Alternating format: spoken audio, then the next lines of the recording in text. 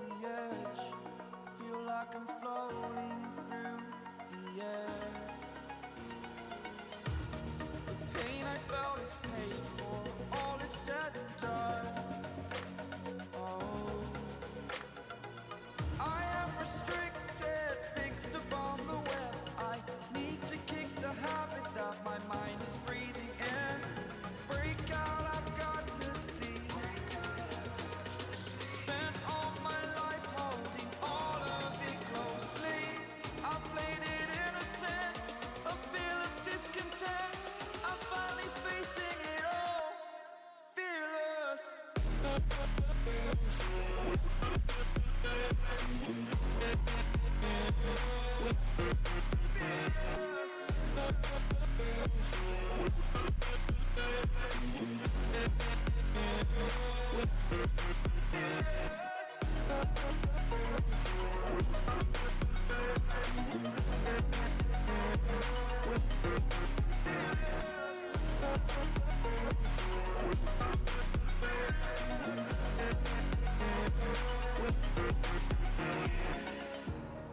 Burning the bridge that keeps us. I'm here and I'm feeling fearless. Exaggerated, that's what you assume. The story's over now, I must conclude. I am conflicted, watching where I step still, hanging in the balance. Not the life I want to live, I want to take.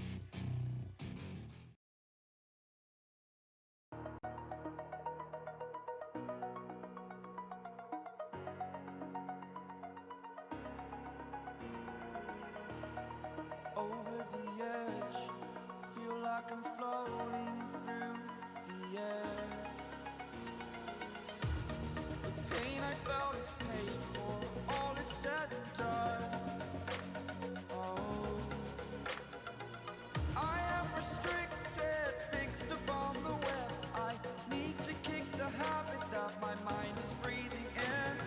Break out, I've got to see. Spent all my life holding all of it closely. I played it innocent, a feel of discontent. I'm finally facing it all, fearless.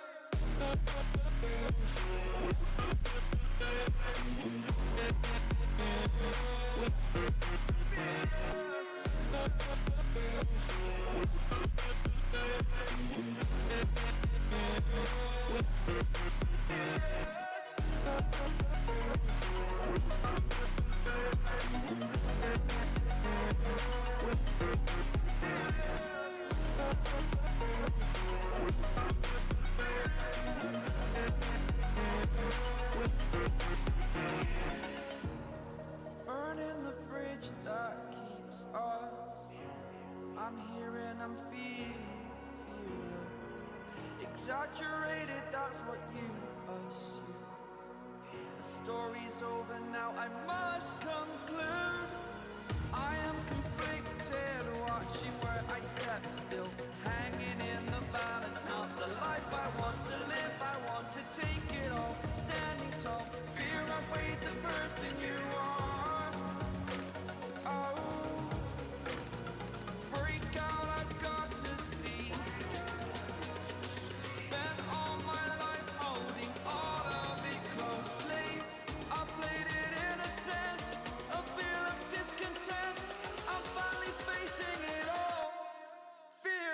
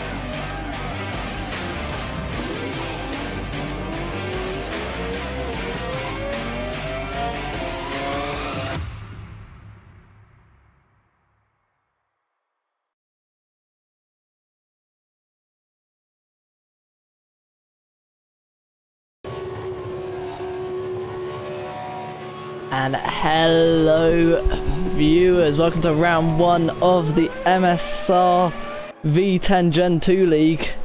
As always, I'm joined by WMDR Martin. Hello guys. Well, I feel like I'm more joining you since I wasn't actually here for pre-season.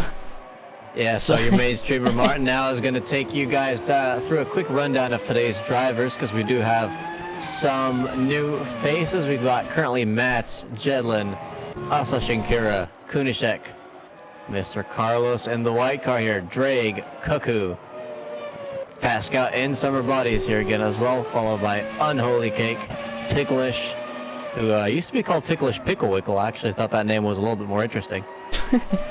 Binding as well, Svi in the minority, Xevious, Michael MH7, Daylau, Eisenschenk, Roman GR, Findict, Runelink 2, Tomahawks, and the Ultimate Cheeseman. And so quite a driver line up for this season. A lot of quick drivers, at least I would consider. And I remember last round, at least for the pre-season, I was told that there were, I think, with 10 or 15 people all within like a second of each other in qualifying. I think it was supposed to be the top 17 or something, so it was quite close there. We're not expecting anything too close here. It is a very different kind of track. Just before we move on though, I do want to mention Unholy Cake is in fact replacing Exus for this race, so we do have a couple of reserve drivers filling in for other people. Trouble is replacing Eddie as well. Is Trouble actually in the lobby? Yeah, Trouble is yes, Trouble is in the lobby. So Trouble is replacing Eddie for this race in the Scuderia Ferrari number 2. Then we also have Tomahawks replacing Shad 55 and Fennec replacing Wild Package in the Red Bull Sauber Patronus. Yeah, so yeah, definitely, I think this is the first time the MSR League has actually had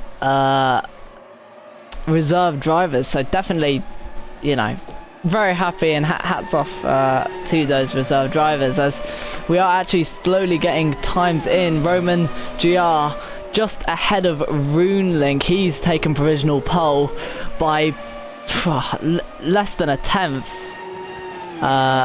So whether it was, if I remember correctly, I think he actually took the fastest time in free practice as well by only 7 milliseconds, so seems to be quite close up front. Current provisional pole time, a 1:06.7. The same for P2, just gotta look at those hundredths of a second to distinguish between the two. Not quite the fastest times we've seen all weekend, but definitely very competitive right from the get-go. I mean, yeah, I remember seeing in practice a 1:06.5. Oh my god, yeah, Runelink getting a 1:06.4 on his second lap. And immediately going wide and back into the pits as well. Yeah, I was just about to say that I saw 1:06.5s at highest. So to get that 1:06.4, wow, that is a lap time right there. Whether anyone's going to be able to beat it, I mean, they've got 10 minutes left to do it. So, still 10 minutes. It's not going to be easy, but yeah, I mean, it's definitely not going to be easy, but as you say, 10 minutes and the laps are pretty short here, so it's just over 1 minute for a lap. In 10 minutes, you could probably get a good 4 or 5 competitive laps in there at least. Yeah, quite right. So, yeah, as much as other people can improve, I do wonder if maybe Runelink can actually squeeze any more time. I think it's quite unlikely, but yeah. If anyone's going to do it, it might as well be Roman. Here we are on board for another push lap. As you can see, 10.4. Not pushing on the previous occasion, but pretty good first corner so far. A little bit of counter steer, but keeps the throttle down, taking a lot of speed onto that straight, which some people like to call turn 2. Yeah, this third corner is definitely one to make up time, because it's all about exit mainly here, but it's so easy to get so much oversteer coming out of that corner and just whack into that wall onto the right. We've seen a lot of people correcting their car there. He's currently only a 10th down on his PB, so he could very well take provisional pole, but that exit looked a little scruffy. I wonder, will he be able to improve at all? He's still got another 9 minutes to look for another. He's ever so slightly behind on his delta. I do wonder, maybe he did have a slow third sector. If he can gain that 3/10 just in the third sector, there's always a possibility. Comes around the corner. Oh, he's taking all the he's absolutely to the limit on the track. He's gonna come across the line to finish his lap. Is he gonna beat Runelink? No, he's just behind on his time. Yeah, I mean, that car looked pretty stable in the third sector, but I think he may have lost a decent chunk of time in sector 2 with that exit, because the thing is, it's definitely shows the driver's talent when they can catch a car having oversteer with well, by countersteering, but that does in fact usually cost you lap time.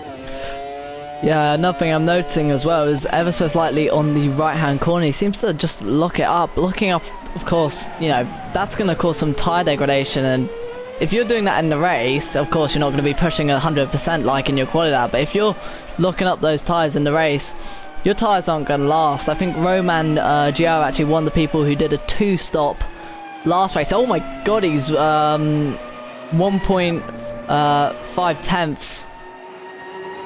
That didn't sound right, but yeah, he's up on his time coming through this last sector. Oh my god, he's absolutely to the track limits there. He's going to once again come across the line to improve. I was quite surprised that he did improve on this lap. That's a pretty decent improvement, but it's still a full 10th off of P1, so with 7.5 minutes left, looks like he'll be the only challenger unless someone else really manages to get a very, very good lap out of nowhere. We see a lot of people very, very close. We have Tomahawks and Ticklish. Ticklish currently P6, very good for him. Only 1 millisecond behind Tomahawks in P5. Ultimate Keza as well, within 200ths of a second of Mats. Then we've got Findict, Xevious, and Svi, all separated by, again, just milliseconds. You have Xevious 1 millisecond behind Findict. Svi 2 milliseconds behind Xevious. This is very, very tight margins here. Yeah, exactly. Yeah, even Mats and Ultimate K's P3 and 4 just absolutely right next to each other. If they can gain any time at all, well, if Ultimate K's can gain any time at all, even the smallest gain for a corner, that could. That's a extremely laggy Ashen Kira there. I switched the camera to him because he's actually got the exact same time as Cuckoo up in P18, but yeah, I don't quite think that car was I mean, it looked like paranormal behavior. Yeah, I mean, we definitely have seen some abductions, so maybe it's been Ashen Kira who's been the center of it all. I'll tell you one thing's for sure, Ashen Kira is going to wish that the rest of the grid got abducted, because he has been struggling a little bit on setup, having a lot of drifting issues with the car, so not quite what you want when the guys up front are seemingly driving very, very stable cars. Yeah, I mean, if your car is sliding, it might be a hint to just add that little bit more of downforce. I mean, this is definitely a more straight line track, but in my opinion, you're going to be wanting, it's a 54 lap race, you're going to be wanting a stable car, and you're going to be trying to last that entire hour. This is a very, very busy turn too. Oh, and that's a lock-up. Ultimate K is going wide. Yeah, and I think actually giving up that track position to not get in the way of other people trying to set a lap, which is always appreciated, of course.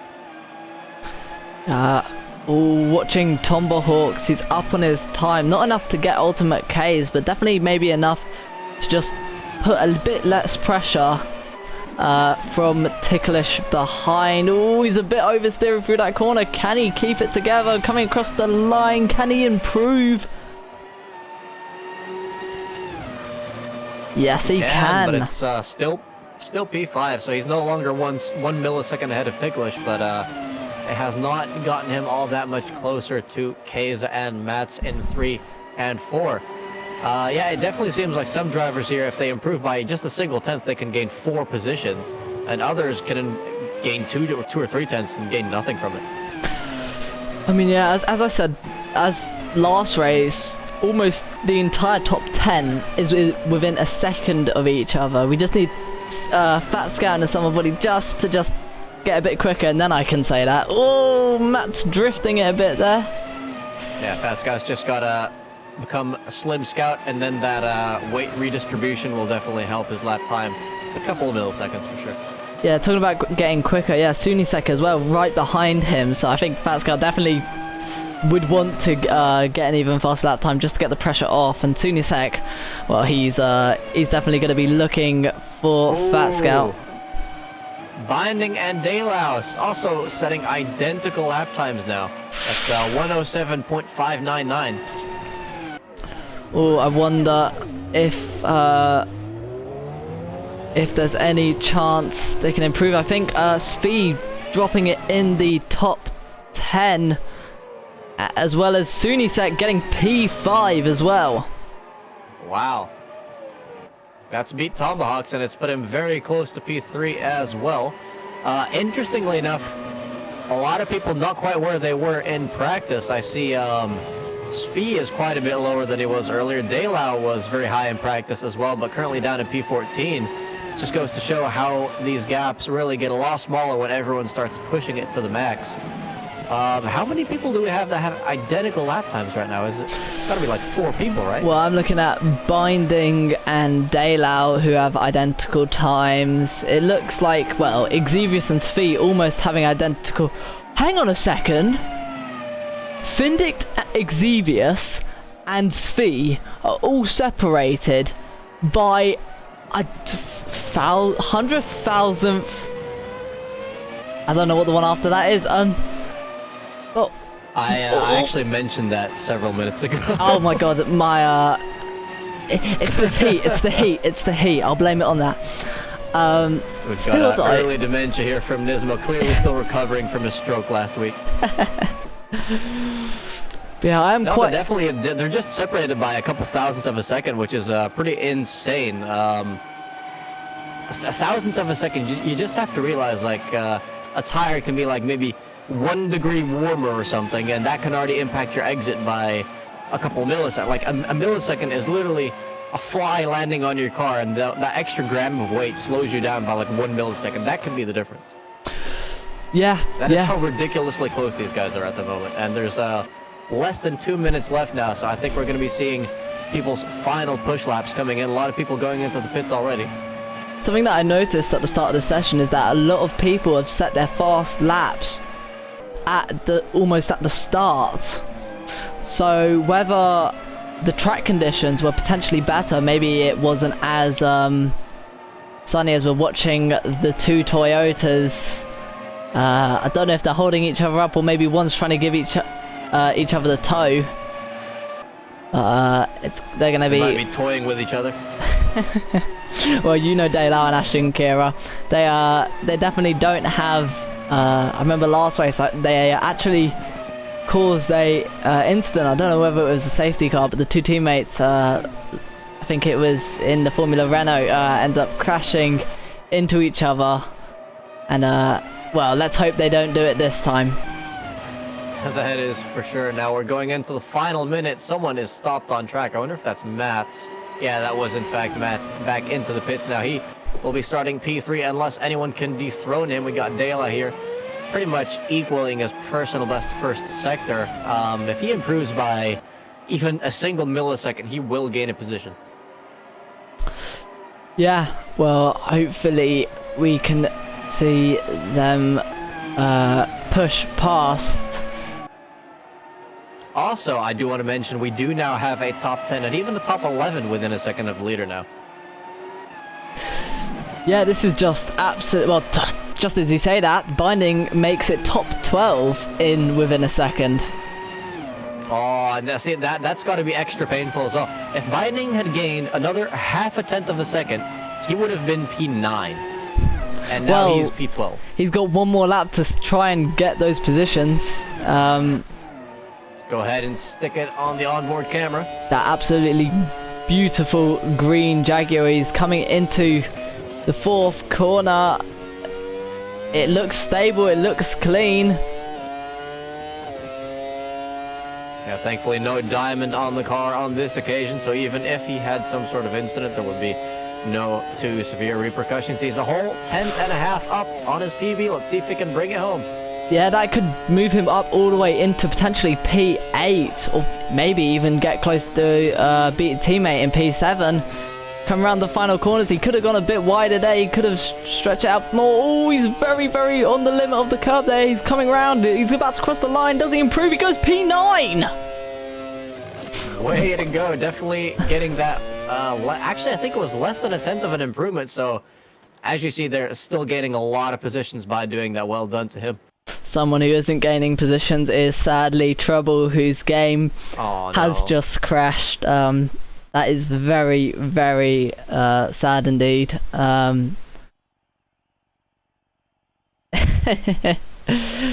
very unfortunate. Well, I'm actually going to quickly go and grab a snack, so if you want to drag Trouble in here for the inter-race qualifying period, I would not mind that. Well, it's actually, I think I'll put the intro on just temporarily for now, and hopefully see everyone back in a second. Yes, Trouble is with us in spirit.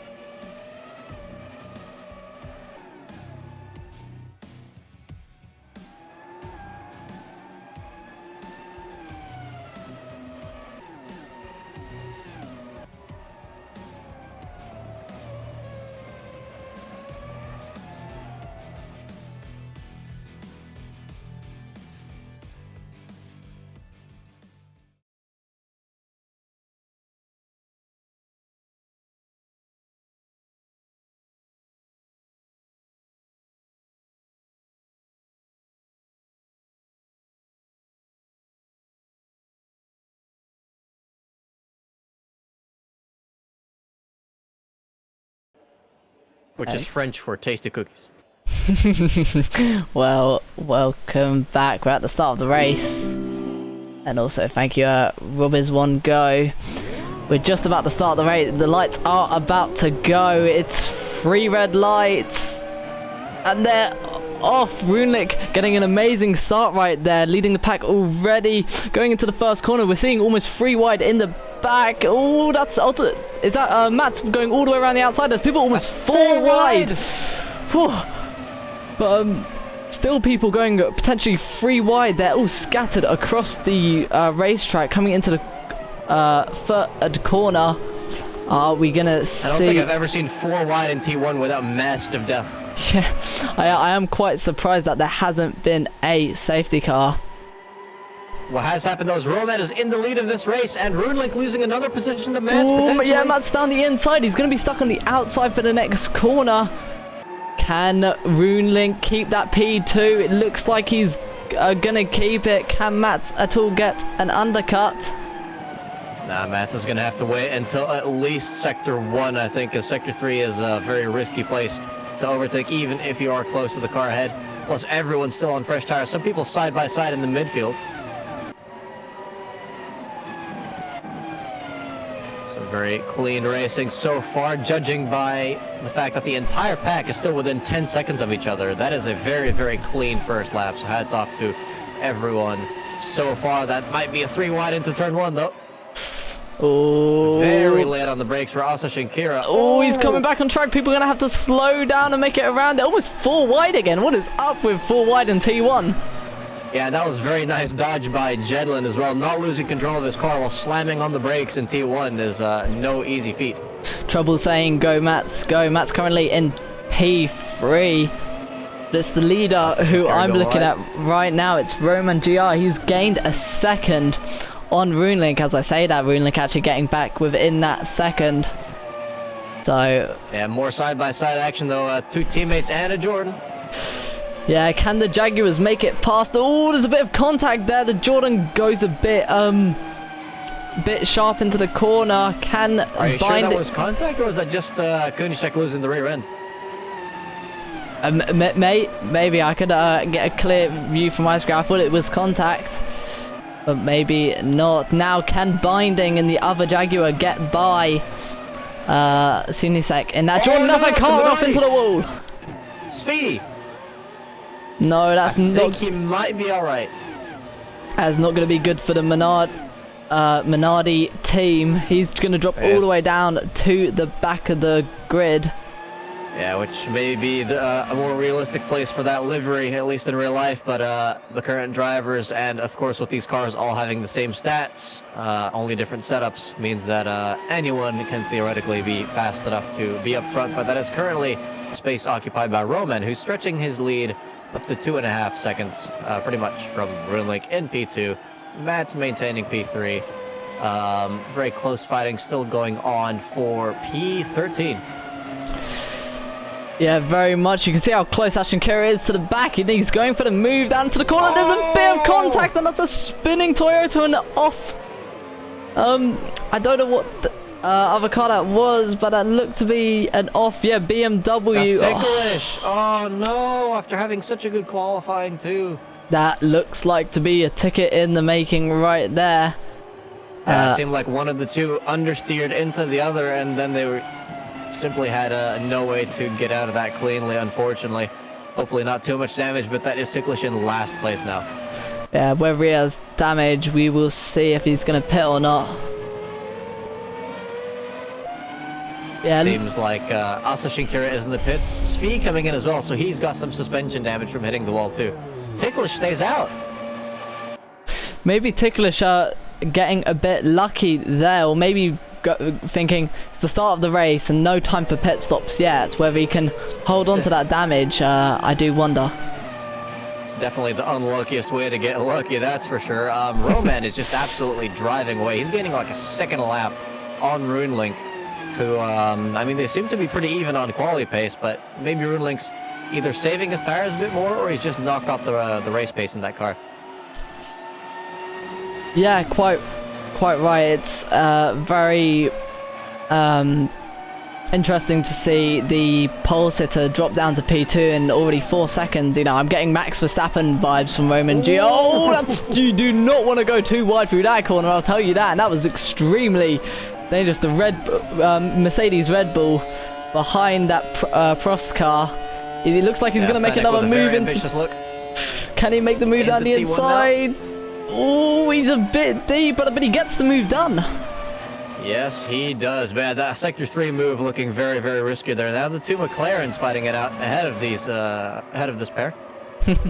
Just seeing in the chat right now, Robbers one go, saying Dale out for the win. Dale out right now actually P11, so Dale out actually gaining places, but watching the two McLarens go side by side. Unholy Cake goes a bit wide, and that allows Eisenschenker's teammate to get by. Yes, it does, but it seems for some of the faster drivers that gaps are starting to form. I think the dirty air may be playing a large part in that, but I'll tell you who isn't suffering too much from dirty air right now. That would be Xevious right behind Jedlin for P12. Yeah, quite. Hold on, actually, we've got Binding trying to overtake Kunishek at the turn 1. Yeah, we saw this before. The other Jaguar has got by, but Binding's just been sitting behind that Jordan, and behind the Jaguar as well, just waiting, is Vindict in... I don't actually know what that team is, so I'll quickly take a check. That's Benetton, isn't it? Yeah, Benetton, yeah, quite right. So it looks like Binder's gone by, and that also leaves the door open for Vindic. They're going too wide into the fourth corner. And just in one lap, that is Sunisek losing 2 positions, almost 3. That looks like the likes of Fat Scout trying to go down the inside. Yeah, Kunishek leaving a lot of space, but no overtake for the Arrows driver yet. Kunishek, after a pretty good qualifying, not having the best few opening laps. Yeah, quite right. Very, very unfortunate for Sunisek. I've just once again read another chat message of Ash and Kira in the chat. Is that a potential retirement?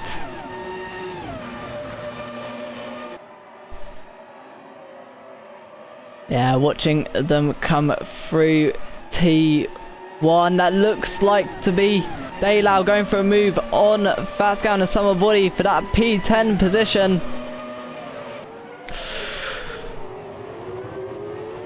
Yes, indeed, Daylau actually making the move stick, so really, really good entry there.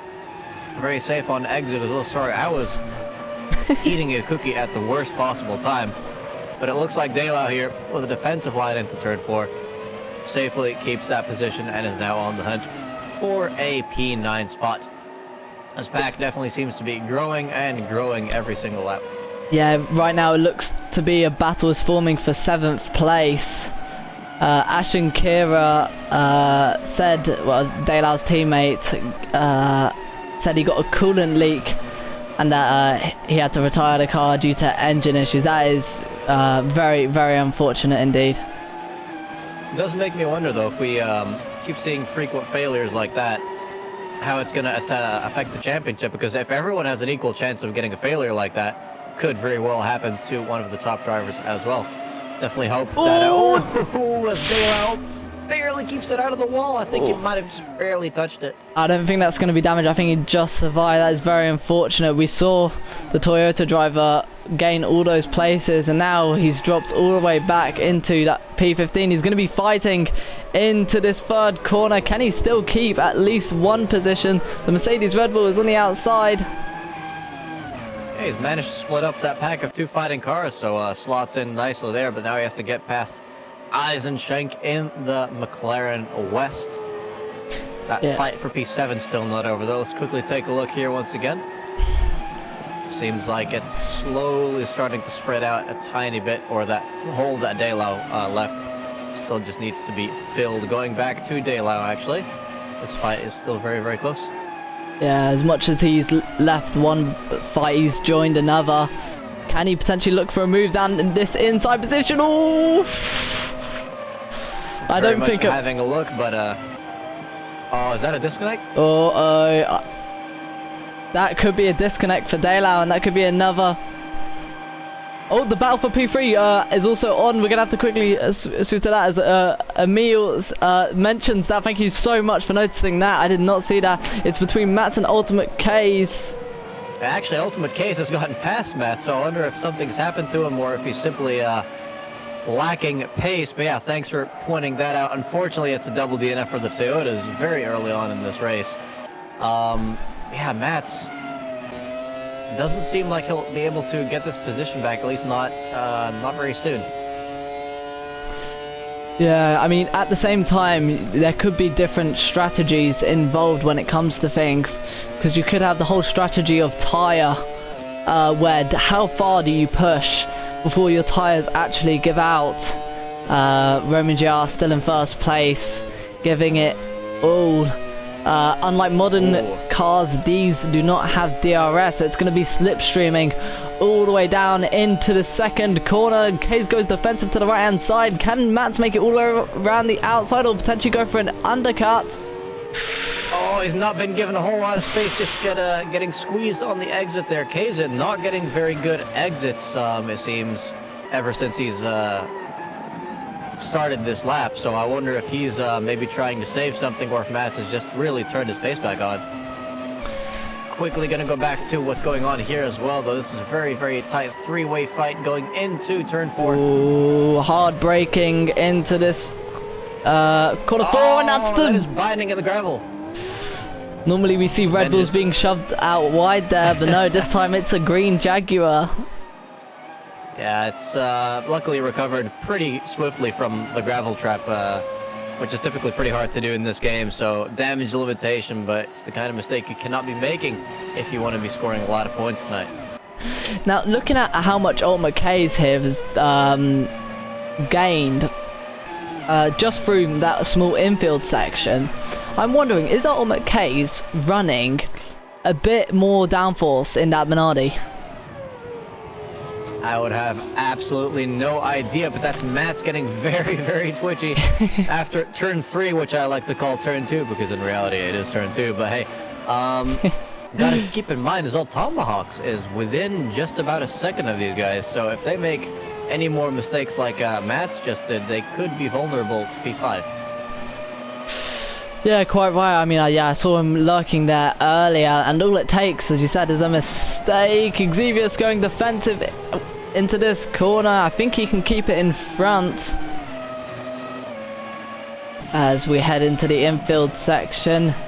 Can Fat Scout make any sort of move in that orange, I think it's the orange arrow car?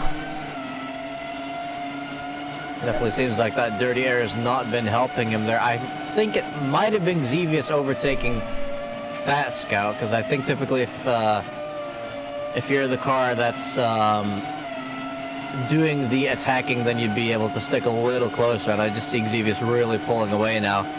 Almost so that he's actually approaching Kunisek, who is still up in P8.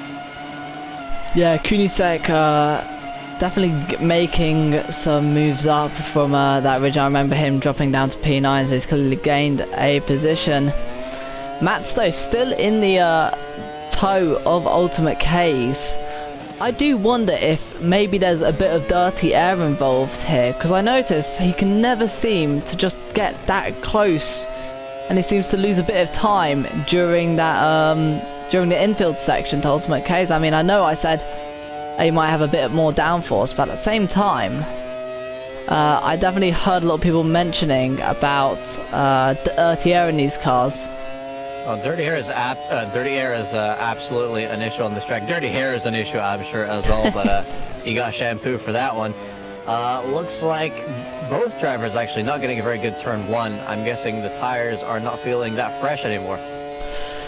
Yeah, I mean, I think we are close enough to the quarter mark, so a bit of tire wear is gonna start to affect the drivers now. I definitely think that this battle is going to be decided by whoever can get the best exits, though, because it seems like when it comes to cornering, they seem to be quite even, and especially with that dirty air, Mats is not going to be gaining on Keza in the corners.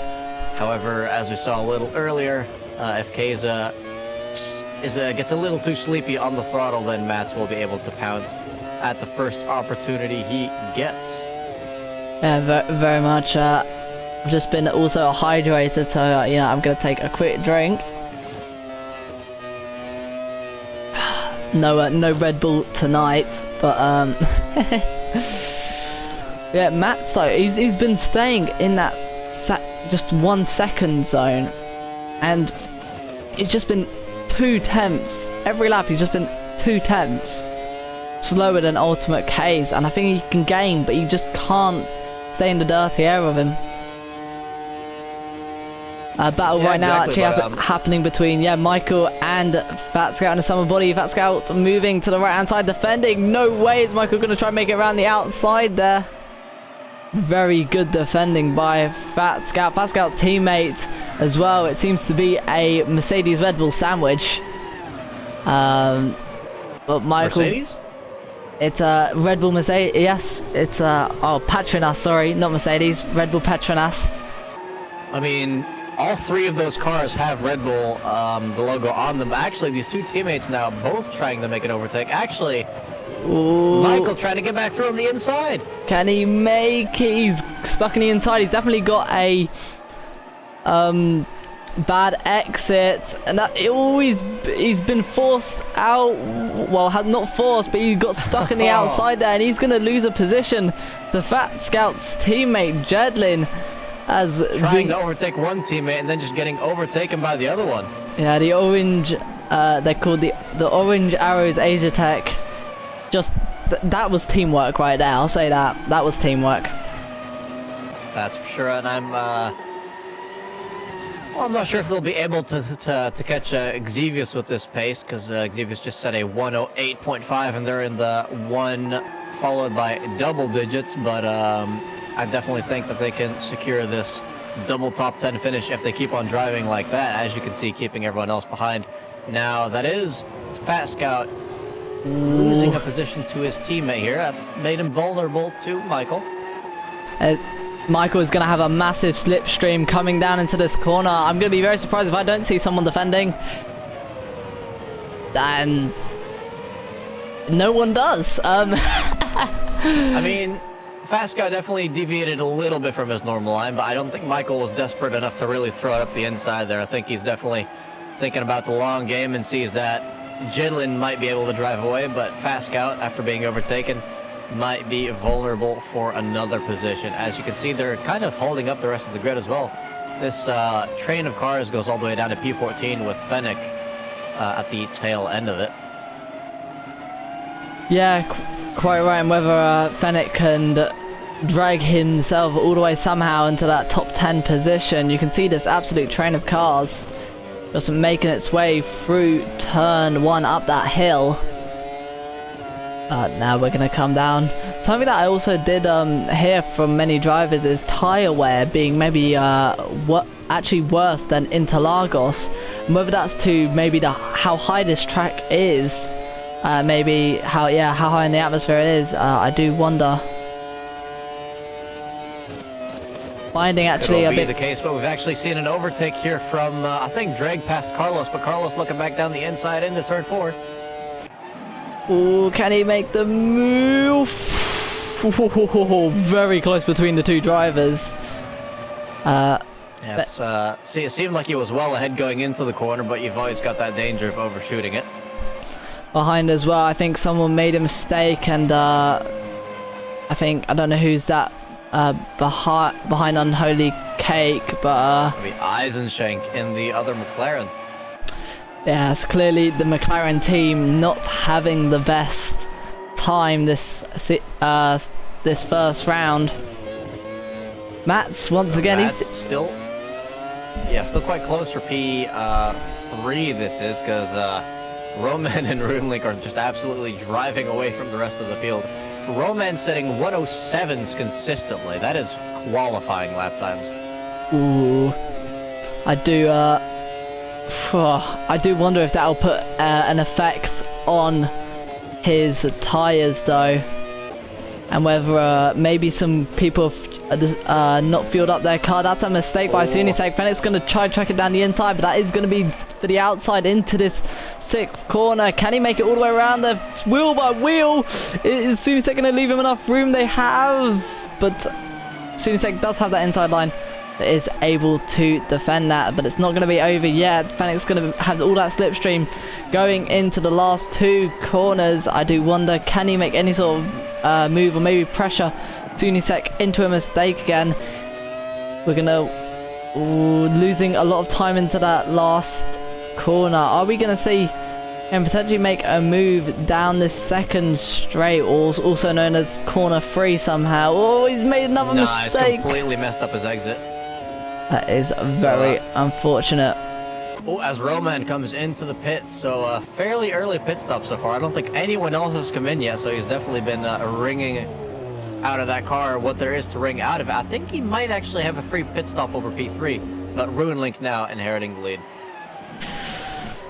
Yeah, whether this fight with FedEx still not over, still trying to chase down Kunishek, and it must be said Kunishek, after having a really good qualifying, he's just dropped like a stone. He's down in P13 now. Yeah, we said Roman is actually going to be stuck behind traffic behind Ultimate K's. That is not going to be good for his time. Yeah, that was very, very close there. I mean, he's right on K's bumper if he had one. But considering that he had a 12-second lead over 2nd place, I think even this little battle probably won't be holding him up too much, especially considering the fact that K is still racing on the tires that he started this race with. I must just quickly say I can't stop looking at the chat. It looking very delicious. Oh, that Roman making a move on Ultimate K's. I mean, he is on fresh tires. Keza once again not quite fighting it, but he lived to regret it in the previous race, so we'll see if that'll be the same case this time. Of course, this is the first actual race of the season. Last race was simply a pre-season event. But yeah, points on offer for tonight, so it's all to play for. Yeah, so yeah, before Roman made that move, I was gonna say I can't stop looking at the chat. It's looking extremely delicious with the amount of mangoes that have just been posted in it. As we see RuneLink actually pitting, so maybe we're gonna be seeing a 2-stop race. Tomba coming in as well, so that would mean, well, actually Fidnick's coming in as well. Everyone behind seems to be coming in now, copying strategy of the top two. So I do. That's literally everyone behind RuneLink has just come into the pits. Wow, that is. I do wonder maybe people dropping into the pits. So are we going to see some undercuts, or are we going to potentially? Wait, is there a safety car? That's P2 and 3 going very slowly. Is the safety? That has to be a safety car, yeah. That must be why so many people are coming in. There must have been some sort of massive accident that we just didn't see. So I can once again bring out Baba Booey. The safety car, I will never ever get tired of bringing out the safety car we flag. got like half the grid in the pits, but keep in mind as well, some people may be taking advantage of this safety car period to go ahead and get their scheduled pit stops in as well. Yeah, but that is going to be a long 30 lap stint on those tyres. Maybe people are going to be taking it a bit easier. As we see Matt's. So the order has actually quite changed. So it's Ultimate K's P2 right now. I don't know if he's pitted or not. But Ultimate K's is not pitted. So yeah, Ultimate K's P2. Definitely not net P2 then. With Matt's. I don't think Matt's has pitted either. No, actually, considering Ultimate K's and Matt's have not pitted, and Tomahawks is right behind them now. That puts Tomba at a net P2, so that has really messed up the top positions. Hold on a second. RuneLink is down in P16. Hey? That's an absolute disaster for RuneLink. He's P16 after pitting from second place.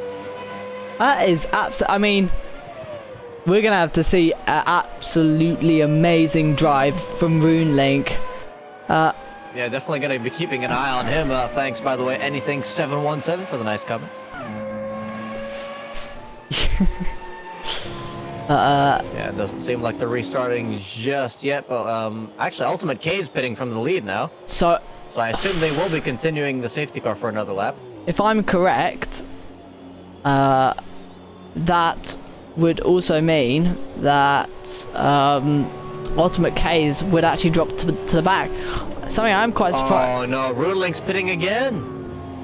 There has to be something wrong with his pit strategy, because I have experienced in this game as well as P-Cars 2 that sometimes if you pit and you try and adjust your pit strategy to put fuel in the car, sometimes it'll just refuse to put fuel in the car. So I wonder if he's experiencing the same thing now. Seeing him pit twice in a row is very, very concerning. Yeah, when his strategy goes from from bad to worse. You'd think he'd be in a Ferrari right now. The Ferrari though actually in P2, so not doing bad at all. Yeah, but keep in mind, Matt's one of the few drivers not to pit yet, so it's interesting to see K's basically going on the opposite strategy for Matt's here. I mean, this is one of the worst moments in the race to pit, considering everyone's so close to each other. K's is somehow coming out in P10 after his pit stop, so not quite all the way at the back, but I think if Matt's decided to pit now, that he would be closer to RuneLink and Svi. Yeah, quite right. I do wonder what Ferrari strategy Matt is going for. Because if he hasn't pitted, and literally everyone behind him has, is he thinking about going all the way with his tyres? I would sincerely doubt that, but considering that pitting now would be a very, very disadvantageous decision. I mean, since the whole grid is within 7 seconds of each other, and we've actually lost another driver, not quite sure who it was this time. Safety car ending this lap, I have just been told, so we will be restarting the race soon. But yeah, my guess is that he just hopes that a lot of the people that benefited from the safety car, some of the slower people, will cause a massive traffic jam to basically give him enough of a gap to pit, and potentially when he comes out of the pits, he'll have a little bit of clean air to then catch up to those guys who are right behind him now, and then he'll have fresher tires at that point. Yeah, mate, and also, yeah, you can see all the drivers actually warming up their tires, moving left and right and left. They're coming in to the last sector, so there might be a bit less moving. Definitely not less from Matt, I'll say that right now.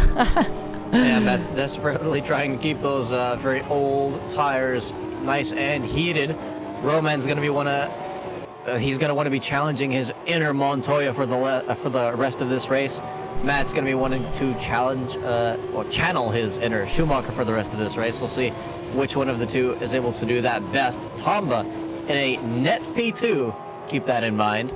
So he's definitely benefited greatly as well. The race is going to restart in just a few seconds. And Roman is off a very, very captive grid. Absolutely bunched up. I'm watching something very interesting in the background. It looks to be just desync. But Matt actually has a really, really good run on Roman. Oh, he's looking down the inside. Roman trying to make him go around the outside, but Matt's saying no and keep pushing up the inside and just squeezing Roman off. Oh no, and he's lost it. The Ferrari is spinalaed.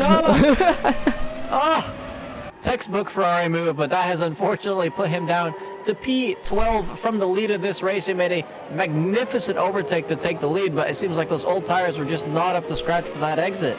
And now he's really, really getting banged out of the way by speed there. Not what Mats is going to want to see. This is a disastrous restart for him. Yeah, very much a lot of pushing and shoving, no doubt. So are we going to see any other overtakes? It looks like Fennec is going to be looking for a move on Cuckoo. Or Cuckoo. I'm never going to try and... and Carlos right now at the front of a small train as Fat Scout is actually getting away. Well, actually, it's no, you know what? Train. It is almost half the grid, so I must say, yeah. Definitely seeing some position shoveling here. Yeah, and Carlos definitely dropping some positions there, but whether he can gain them up into this third corner, I do wonder. It's going to be hard braking into this third corner. Is anyone going to make up any sort of moves? Is anyone going to swap positions? That looks like to be the Ferrari of Eddie making it down the inside of Ant Carlos, and even ahead. It looks like it was 3 wide ahead. Wait, did you say Ferrari of Eddie? Because I think that would be Matt's. Yeah, sorry, Matt. Oh, that's contact. Oh, and there's almost 3 cars involved. I do wonder if that's a safety car, since 3 cars were involved. Only 2 actually proper. Yeah, it's not looking like a safety car so far. I think it might have just been 2 people, but definitely an airplane crash with how fast that went. Very, very bad for Carlos. And Drake now at the rear of the field. Ticklish seems to have lost a bit of time as well, but he's definitely not as far from the grid as he was after the initial start of this race. I want to take a look at Runelink as well. He was at the front of that massive pack, and he's recovered up to P11 now after whatever was going on. So I'm guessing he does have enough fuel now, which is definitely great to see, but he has a lot of time to recover now. Yeah, I do wonder whether we might see some more aggressive moves from Runelink, wanting to get past, wanting to also potentially get into that top 5 position, or maybe even back to the podium position somehow within these next 30 laps. Now Matt's going for a move down the inside of Xevious for P13. Oh, it looks like Xevious might potentially have the undercut. Never mind. As not quite able to do a switch back there, unfortunately for him. Matt's definitely with the superior pace so far on old tires, still trying to cut through the field, not pitting yet. But because of the field spread, he is already 14 seconds away from the lead, and a good 5 seconds behind Keza, who is in P7 right now, chasing down Jedlin. Yeah, we've seen Jedlin does have the pace to overtake others, but it's just as I say that, Ultimate Case gets all the way on the rear of Jedlin. Jedlin staying on the right hand side, keeping that inside line. Oh, he's forcing him all the way to the left so he can get as much of an exit as Ultimate Case does. Ultimate K is looking for that undercut. Does he get it? It looks like he might do. They're side by side right now. Coming into the fourth corner. Are we going to see Ultimate K's make the overtake, or are we going to see Jedlin defend that P6 position? Is Jedlin trying to go around the outside? There's no way he keeps that. They're still too wide going into this next corner. I wonder, can Jedlin still keep it down the now inside, or can Ultimate K's make it all the way around the outside? And it looks like Ultimate K's has actually completed that move, but now Jedlin is potentially under threat from Fennec behind. Yeah, I mean, you got to be out of breath after that one. It was a magnificent switchback from Keza, but then somehow Jedlin being able to keep that car around the outside for way longer than anyone would have expected, because keep in mind, these cars have downforce, but it's fairly limited downforce as he's now under attack into turn 1. But yeah, I definitely did not expect him to put up a fight for that long. Hats off to him. But now he's going to be around the outside of turn 1. And it gives him the space and sacrifices some of his own straight line speed. We've also seen Ticklish in the pits, so it looks like his restart has also been ruined, unfortunately. Yeah, very unfortunate. Matt as well at the back, making a move on Svi, the person who originally gave him a bit of contact, a bit of looking there. Yeah, very. Yeah, I think Svi might have moved a little under braking there, and that caught Eisenschenk. No, not Eisenschenk. That is a Jordan. That's not on the same lap. What?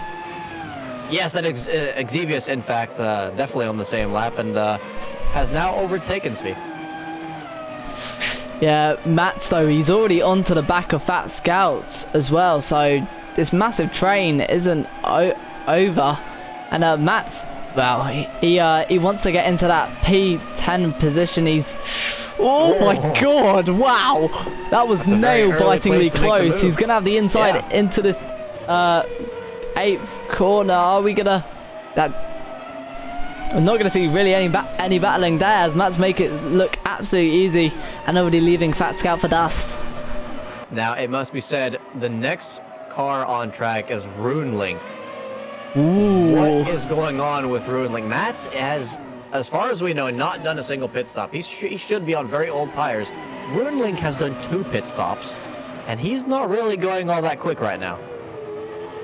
I wonder if, instead of fuel issues, maybe the game just hasn't changed his tires. Maybe. I mean, that would be an extremely bad situation RuneLink has left himself in. And, you know, whether it's a bug or maybe just a potential bad call of strategy, that is very unfortunate.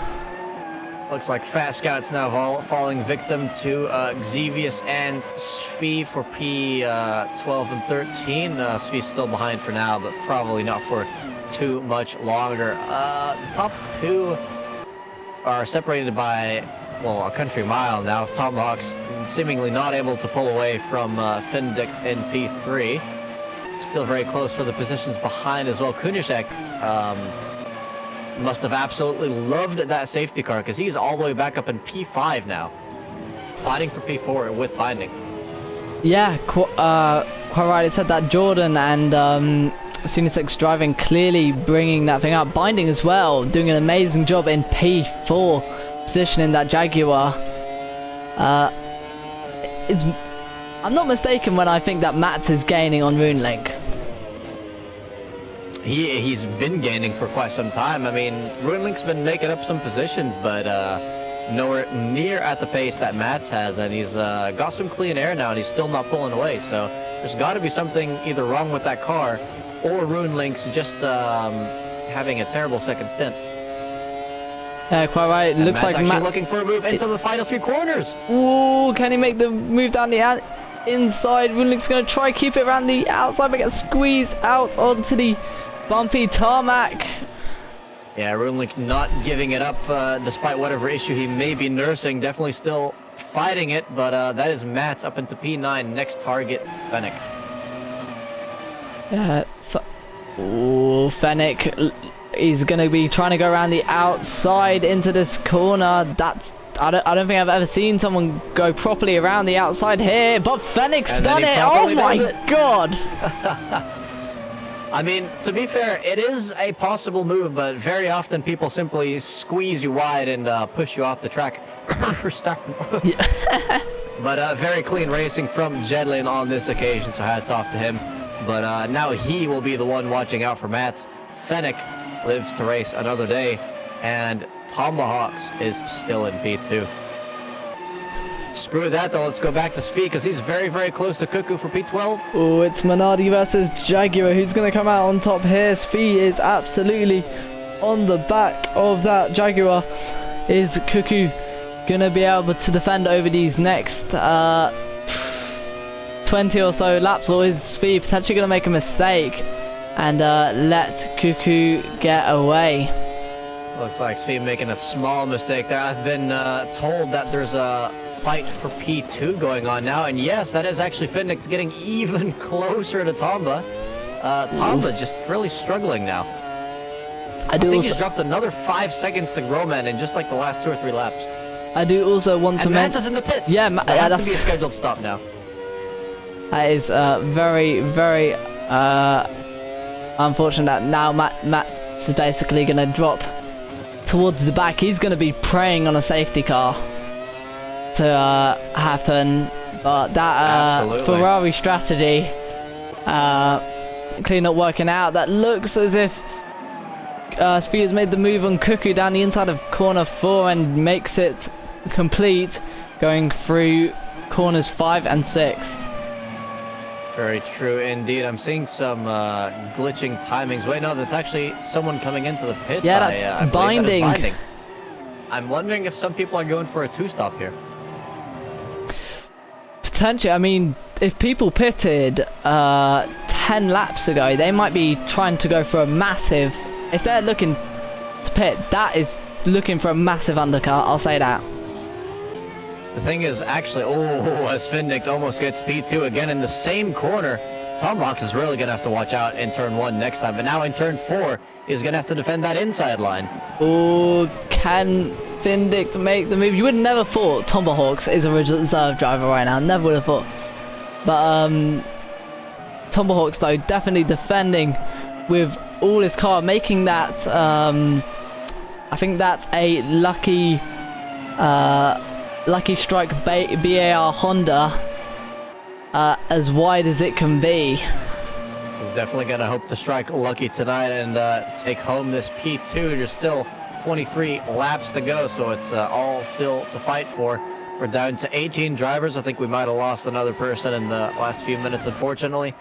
But yeah, this fight for podium places is definitely heating up.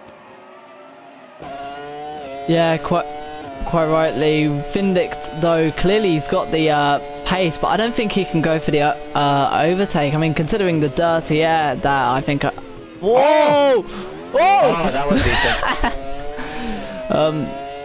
For a second there, I thought Tomahawks was doing a Rosberg and just not turning in, but turns out he simply decided to defy physics tonight. Yeah, we've definitely seen some That would have been an almighty lockup. Yeah, quite rightly so, or maybe just missing his braking point. But that Honda looking like it doesn't have the most solid of connection right now. Yeah, that might have been desync as well, because he did not lose any time from appearing to go through the gravel trap either. And that is actually very worrying for Findix as well, because if your opponent's car is just moving all over the place, and you're side by side with him, that could very well take out your own car. In the meantime, Kays has come back up to P4, so he's been steadily overtaking people one at a time. Yeah, and he's only 2.5 seconds behind this fight. Looking towards the back of the grid though, P14 and P15, there seems to be battling. That's Binding and Unholy Cake. Oh, Unholy Cake going extremely wide. Binding is going to have an opportunity to go for turn 1. He's got an amazing exit. I think he's already going to have the move completed by corner 1, but that is... Oh, I thought Unholy Cake was going to go for a move. It looks like there was quite a bit of pressure though. And is that Matt's? Cake definitely having a look there, and that is in fact Matt's on, I assume, a very, very fresh set of tires slicing through the field. The thing is as well, if people still need to do another stop, then Matt's is in a great position right now. But if everyone's doing a one-stop and Matt's did his one-stop just a couple laps ago, then he's going to have a lot of work cut out for him, because he is now a full minute almost behind the lead. as he tries to navigate his way around that Jaguar, but it's not proving to be too easy so far. Oh yeah, Binding has got to make that that car very much take up the entire track, but do it in, of course, a legal manner so that he doesn't get penalised with any sort of weaving. Findix going up the inside. Is that going to be a complete move? Place. Oh, but Tomahawk returning the favour and undercutting him. He's going to have the inside. Tomahawk is. Nobody's. He just doesn't have the. Yeah, he's not got the straight line speed. Oh. I'm not sure if that's tire related or what, because they seem to be even coming out of the corner. But yeah, Findix just having the better straight line speed there. Yeah, up into P2. Still 20 laps left, so whether maybe Findix is using his tyres now to try and get past and get past all that dirty air, and maybe Tomahawk's maybe taking it a bit more relaxed. I do wonder, but it seems Findix is on an absolute charge after passing Tomahawks. That's for sure. Mats has managed to make his way past the Jaguar as well, so he is now up to P14. Once he passes Eisenschenk, that's a good 10 seconds to the next car. He's really going to be praying for a lot more pit stops this race, but now Keza is going to be eyeing up that nice white car of Tomahawks there. Definitely seems like, looking at the lap times, I mean, I know Tombo was just involved in a fight, but Keza is setting a 8.7, which is only 1/10 down on Findix 8.6, so he's definitely got the pace to probably not only stick with this group, but make some overtakes as well. Yeah, quite rightly so. Kaze's very much going to be trying to push. I do wonder, because Kaze was, if I do not recall, qualified ahead of the likes of Tomahawks and Findix, so maybe he might have that extra confidence to somehow gain those 2 seconds over these next 19 laps. I definitely hope it's not 2019 laps in total, or these cars are going to fall apart before we reach even a quarter of that. But yeah, it seems like Matt's now getting very close to Eisenschenk, eyeing up a move probably in the next sector. As I see, one of our predictions has now finished. Yeah, of course, that prediction being for the safety car, and the safety car very much coming out. So congratulations to those who voted that there was actually going to be no one actually voting that there was a safety car. That's Matt's making a move on Eisenschenk, and that could not be any more simple. Matt's now is going to be trying to look ahead to Fatscan, somebody who is 10 seconds in front. Yeah, 10 seconds up the road. This is not going to be an easy feat unless all these other people are going to start making a pit stop as well. I think the safety car probably definitely forcing a lot of people into an early stop, but we'll see if that will be their only stop or not. I think if we'd see any more pit stops, I'd have to assume they'd be somewhere after 40 laps. Because you still have to be able to get that benefit of those fresh tires on your final stint, if it's tires they're pitting for, as Kunishek and the Jordan now comes into the pits. That's definitely for tires. You can see the wheel guns moving down, the car now being released. And actually, Fennec is now tailgating Keza. Has he been that close this whole time? No, he has not. Mr. Consistent coming out of nowhere. Can he make that P4 positions? He's definitely on the attack. There's no way he's going to be able to make it around the outside, but will we see a potential undercut? No, we won't. Now going into the infield section, is Fennec going to be able to stick with Ultimate K's with the dirty slipstream? Ooh, Roman is pitting for a second time. I mean, he's practically got a free pit stop again to P2. However, if that's anything to go by, we may see a lot of people coming in for a second stop. Yeah, potentially. I mean, we know from last race that Roman does very much prefer the offer of a second pit stop just to get maybe those better tyres. And quite rightly so, as you said, Roman an entire pit stop ahead of Findix. That has got to prove how much pace. I think Roman GR definitely going to be the Max Verstappen of this season. Roman has definitely predicted that gap perfectly, coming out right ahead of Fendick within a second. I wouldn't quite say he'll be the Max Verstappen of this season because he hasn't been that dominant quite yet in this game, but definitely proving to be a very worthy foe indeed in the Formula One cars. Speaking of worthy foe, though, Runelink currently down in P8, so still trying to get past Jedlin, who actually makes a huge mistake. And that's contact. That looks like Jedlin just... That's got to have wrecked his wing. Yeah, without a doubt, it's going to be the back of Jedlin's car that is going to be hit, and the front of Runelink's car that's going to be very much, yeah, scratched, destroyed. I mean, it looks actually surprisingly fine. I definitely hope for him that it is, because that was a pretty hefty impact, at least on our screens. Fennec now coming into the pits. I think this is very good news for Mats. Yeah, also thank you, Shadow Drake, for following. Always appreciate it. That wasn't for tyres. I don't think that was for tyres, was it? Might have been a splash and dash. Potentially, I mean, maybe some cars underfueling, not expecting the race to last this long. Maybe that safety car as well. Really going for the move. Ooh. Jedlin still got the inside line, though I think he's got more straight line speed. They're side by side. Runelink properly pushing him to the right hand side, but Jedlin now getting the inside. Can Runelink keep it all the way around the outside? No, he can't. Jedlin getting that move back from Runelink and defending that position with there's a lot of contact, there's a lot of pushing and rubbing. That is an interesting move. I mean, for one, Runelink definitely tried to squeeze Jedlin as much as possible in the previous corner, try and keep that line as tight as possible. Did not have the speed to stay alongside or even ahead, but then he just threw it up the inside of a corner where you rarely see people overtake around the inside. And the cars seemed to touch a lot, but typically I think if you dive bomb and actually touch a car there, I think that usually results in a lot of death. So I wonder if Jedlin might have left a bit more space than we saw on our screens. I mean, yeah, we did see earlier in the race the collision between the BMW and the Toyota of Ash and Kira and Ticklish. So yes, maybe a bit of contact between them, but not as much as maybe this stream showed.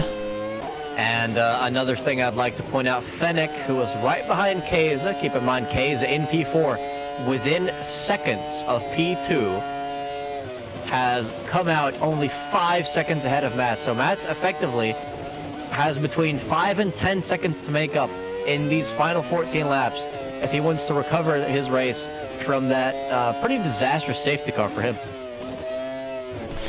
Yeah, rightly so. I mean, I definitely think there was maybe a talk between a Ferrari strategist, because look, if the safety car comes out and you're already 20 laps through a race, in my opinion, you gotta pit. Unless of course you've just pitted, but other than that, I don't think there's a reason not to. Other than that, I mean, Mats has put himself at the back of the grid, but he is effectively on a one-stop race, with the rest of the grid being on a two-stop, if I'm not mistaken. Typically, I think if you can keep the tires alive, a one-stop would be beneficial because you are saving yourself a lot of pit stop time. But considering the safety car kind of neutralized the advantage, I think he probably could have tried to go for the two-stop, but it would still have put him at the back of the field regardless. Yeah, I mean, the next race, pit stops are going to be key, considering that next race, of course, is Monaco. Fendick pits. Where is that going to drop him down? His teammate's definitely going to be able to pass him. Wait, is he? Yes, he is. Yep. Take a look. Who is his teammate again? Runelink.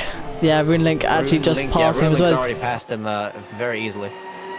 I do wonder where he's going to come out. Svi is coming through the first corner with QQ right behind. Wow. But I think that is definitely a big enough gap to defend from. Yeah, I mean, Mats is on the same straight as Fendick now, so he's just got a lot of cars to pass if he wants to get that P2.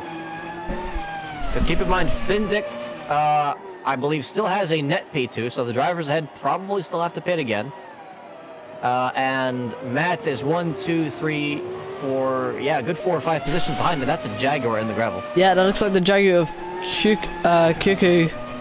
Cuckoo, yes. That is actually maybe giving Matt a new position. No, Matt's having to fight for it. He's going to have to make it all the way around the outside if he wants to. Oh, and just absolutely cutting in front. What a move. What a move by Matt. Yeah, definitely needs to have a healthy dose of bravery for that one. Cuckoo keeping it clean as well. So, very good racing as per usual. We're down to 17 drivers now. Yes. Yeah, some early retirements this race. Very, very unfortunate for those drivers involved with incidents or maybe even just car problems.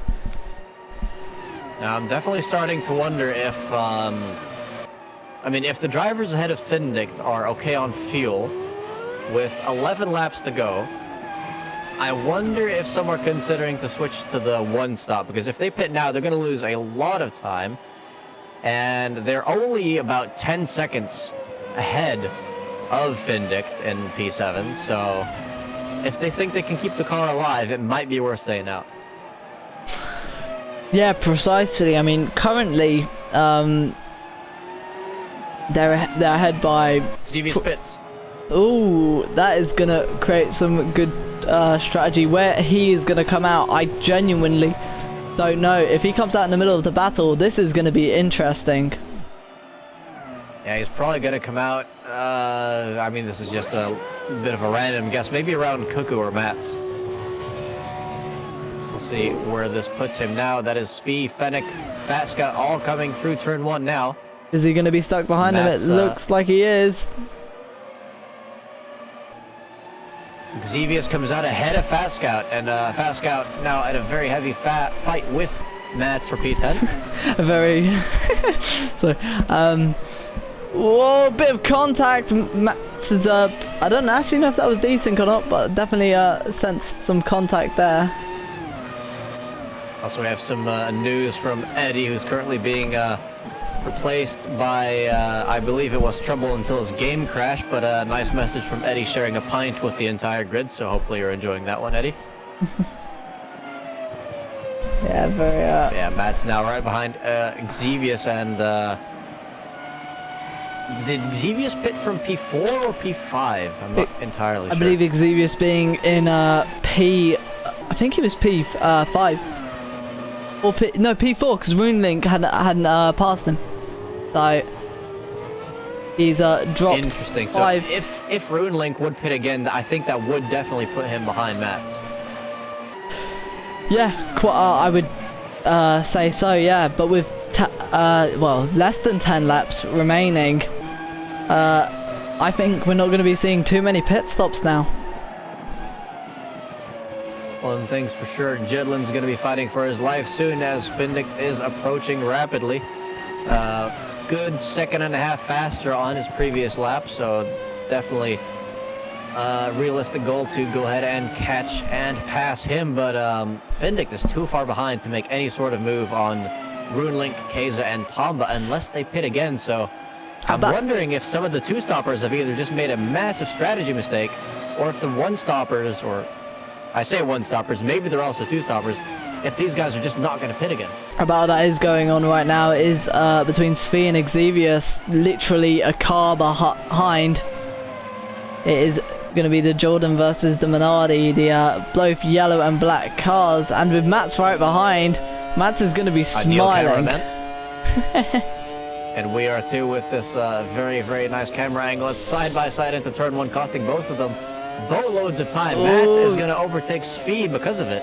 Yeah, Svi going very cautiously into that corner and then just getting a bit... There's a move going on for P2. It's Keza going around the outside of Tomahawk. What a move there. I was not expecting any move into that corner. I mean, I know I've already seen one, but another one? If Apparently so. if I had a coin for each time someone's made a move, I'd have 2. It's just weird. I don't fucking know the quote. You know what I mean. Which isn't much, but it's strange that it happened twice. Yep. That's it. There we go. But yeah, K is potentially with the move of the race there, going around the outside for P2. No hope of catching Roman, but definitely the highest attainable position you can get with that kind of move at this point. Tomahawk's just not quite having the pace to keep these faster drivers behind him. Runelink, though, a good 7 seconds behind, so I think unless he has to pit again, Tomba is safe for P3. yeah, quite Going right. back to Right, Matt's still trying to catch up to Xevious. yeah, whether because last time I checked, Xevious actually did have fresher tires than Matt's. So whether that is gonna He's going slow on the top speed, or that might have been desync again. looks to be decent, but that's not desync. That looked like a lockup by Xevious as he goes a bit Yeah, wide. but not too uncommon for turn 2/3, whatever you want to call it. It's a very, very tricky corner, and lockups don't seem to do too much harm in these cars so far. I mean, almost every time we check out what Roman's doing, he's busy locking up, and look at him driving away from the rest of the field, still setting 107s. Fennec setting 107s as well. Ooh. Yeah, and Fennec is approaching Findick, so I'm not sure where Fennec has gotten this massive pace advantage from, but he's on fire right now. I don't know for you, but everyone seems to be a bit laggy. Hopefully that sorts itself out in Seems, a sec. All right for me so far, might be on your end. Yeah, most definitely is on my end as we see Matt coming through the first corner. He's definitely got the pace to get to the back of Xevious. It doesn't look like he has the potential strength to make the overtake. He's got 6 laps left to do it as we hit the closing quarters. Well, not closing quarter, closing part of the race. I do wonder. Yeah. Oh my god, I've got to sort out my Wi-Fi. That's what I've learned. As it seems to be absolutely terrible, the lag. I do apologise to all the viewers watching this abomination. Yeah, it's definitely approaching the end of the race now. I think the people who've done 2 stops are gonna be getting a little desperate, seeing these guys ahead of them not coming in for another pit stop. There's only 6 laps left in this race. I think if you're gonna pit, you would have done that already. I mean, if you pit in the last 2 laps, you're not gonna get any sort of tire or weight advantage from doing so. So Yeah, quite right. So, I mean, still behind Xevious. we might see people maybe at this point only pit for like a little bit of fuel if they don't think they're going to make it to the end. But with honesty, I would say the current grid order as it stands is going to be where people finish. So it's going to be, looks like Roman will might win this one. Ultimate K is going to take the P2, but don't mistake, Tomahawks is still there, even though Ultimate K's did overtake him. Quite far back though is Runeleak in P4, Jed in P5, Findick in P6, Fennec in P7, Xevious in P8. Matt's very much getting closer and closer to Xevious. Someone that is actually extremely close is a battle for P11. That is Sunisek wanting to take back that position from Fat Scout. No way! Oh my god. Very Having a look, but I think Fat Scout actually tried to give him space and ran wide himself, but very few people managing to successfully make a move there, unless the guy ahead just makes a huge mistake. And speaking of mistakes, Jedlin might have made one, because Findick is now absolutely kissing that bumper. Again, if it was there, because F1 cars don't actually have bumpers. Bad. This back of car is still fairly close. Matt's only 3 seconds behind this battle, but he has not gained a position in quite some time, being stuck behind Xevious. Ticklish in the pits in P16. very unfortunate. That might be race over for Ticklish. I don't think he's going to be getting any points this race. Sunisek going wide though, and that's not getting Kunisek any extra points either. Yeah, very. Still got 4 laps left though. There is a chance to bring that fight back. Didn't lose too much time. But yeah, very unfortunate for Kunisek. Whether Fat Scout's teammate Jedlin, just in front of Finnick, can defend for these next 3 laps, I do wonder. But Mats is all over Xevious now. We've been seeing this battle slowly brew together, but now it seems that it's gonna come to a battle. I do wonder, are we gonna see Mats make any sort? I think that Matt's definitely gonna be turning the aggression to 100. If I made that, I'll tell you where else the aggression is going to 100. It's for the fight for P5. Finnick down the inside. Can Jedlin keep it around the outside? But it's gonna be Fennec watching this battle. We've seen Jedlin go too wide here of Ultimate K's. The exact same. Oh, there's a bit of contact. Fennec's gonna go for the move around the inside. He's gonna take advantage of Finnick being pushed wide, but he can't make the move. Holds it. How on earth did he hold that? And actually, Xevious now pulling the wheel for Mats again. Xevious made a mistake in the final corner, which was how Mats got that close. But yeah, I'm amazed that no one managed to make an overtake in that 3-car moment there. Yeah, quite rightly. And this battle for 5th is slowly turning from a 3-way battle to a 5-way battle. You can see this small battle between Mats and Xevious actually slowly gaining on the battle ahead. So I don't know if it's maybe a strategy that Mats doesn't necessarily want to fight too much with Xevious to look for maybe some higher points positions and get somehow P5. I mean, you can see how much they gained just in that one corner alone. Oh my... As they're going too wide again, Finnick is ahead going into the corner, and he's also got the inside. Can Jedlin keep it around the outside again? He's had a little bit of a rear look, but he keeps the car in place. Oh my goodness. They're once again going too wide into the same place again. Oh, there's contact for the second time, and they're both wide. And that's Finnick actually making a move. That's Xevious as well, also making a move, but can Finnick keep it in place? He's turned in on Xevious, yeah. Mats now trying to make the move. He's gonna have a mega run, Mats. He's looking for the inside. Is Finnick gonna give him the space? Oh my god, they're touching. Oh, there's contact. He keeps it facing the right direction. This is insane chaos in the final few laps of this race. He's now re-overtaking Xevious, who somehow had an even worse exit than him, despite looking in all sorts of peril there. Oh my goodness, Finnick, yeah, being pushed wide there after contact with Jedlin. Fennec still right behind Jedlin, so somehow Jedlin's still in P5 after that. Is that Rune Link right ahead of them? No, that is a lapped car. Yeah, it looks like the lapped car potentially either Eisenshank or whoever else is in the other McLaren. Fennec though, he's been lurking behind this battle the entire time. And these two have been battling it. I was quite surprised when they didn't wreck originally and Fennec didn't make the move, but Fennec was just lurking, waiting for the opportunity, and he made it worth it. And now he's got no one actually pressuring him from behind, and he's got full focus on now just Jedlin ahead. Yeah, and it must be said as well, Roman, after having dominated this race, is now on the final lap with a very healthy lead. He's every time that he goes into those pits and makes that gap shrink, he just instantly grows it back up to be almost as big as it was last time again. So yeah, just dominating the entire race in every single stage of it. Congrats to him. In a few corners time, we'll quickly check up on this battle again. I think that's Jedlin and Fennec still fighting for P5. Fennec's made it around the outside there. There's a bit of contact, bit of wheel spin from each driver. Can they make it down the inside? Oh, can Jedlin defend? Repeat of the last lap. No, Fennec, he's trying around the outside. I think he's done it. He's got him on the last lap. Whether Jedlin can at all get him back through these last final corners is very unlikely, but it's not impossible.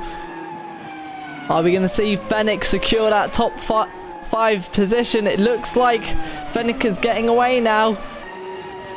And we're going to see this 5-car battle absolutely turn around. It started with Jedlin at the front. It's now got Fennec off the front. Runa getting extremely close to the back of Jedlin, but it's going to be Fennec, Jedlin right there.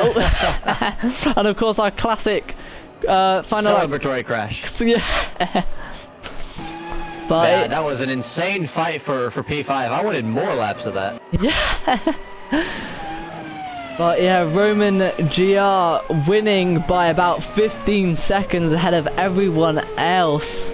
Ultimate Yeah, K's. some people might have felt like it was 15 minutes considering how long he was ahead for. He was already on his way to the pit lane by the time we finished watching that battle. Yeah, what an amazing battle though. Roman GR with the fastest lap of a 107 points. Flat, yeah. And let me just quickly grab that. So yeah, Roman GR getting that lap time and by far dominating this race. Whether he's going to be able to bring that BMW and keep that strength, I do wonder into the next round, which is going to be Monaco, which is definitely going to take a lot of mental strength. But getting the fastest lap, which I also does actually for this league give you a point.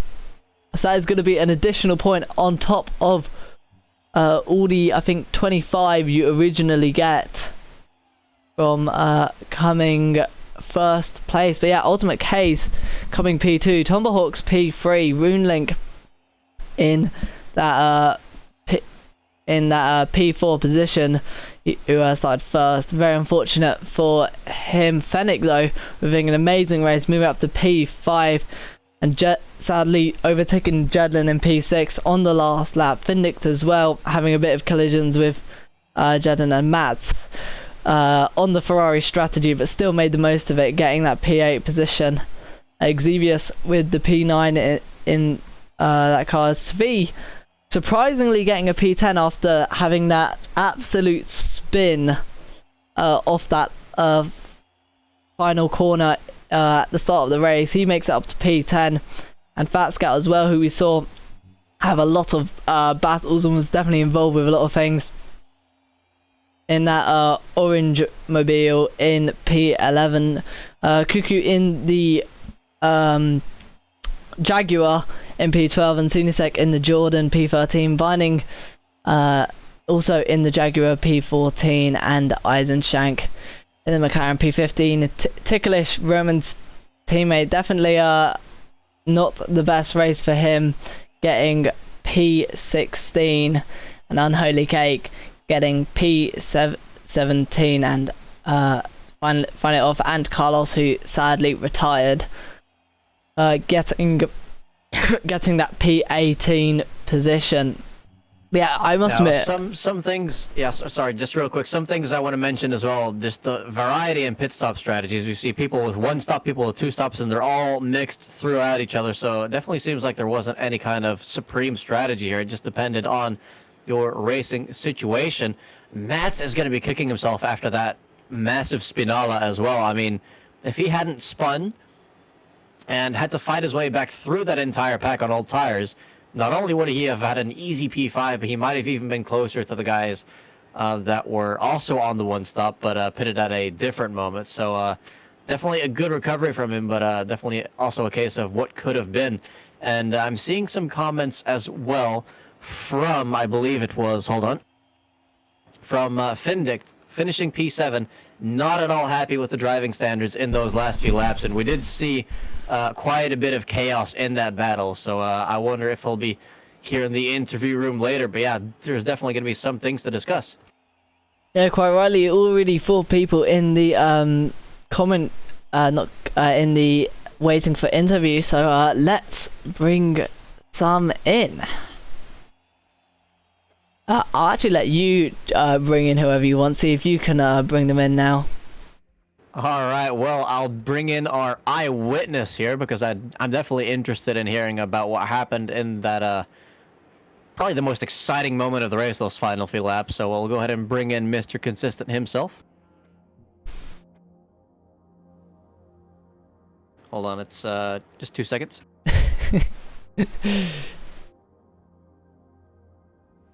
It is not working for me. No, okay, I'll bring him in. Hello? Hello, Mr. Consistent. Now, we saw you involved in a pretty interesting and spicy fight. I might even say the most exciting part of the race. Can you tell us a bit more about what happened there and why Findict is not happy about it? I don't really know what happened, other than he was battling with Jedlin and I was behind.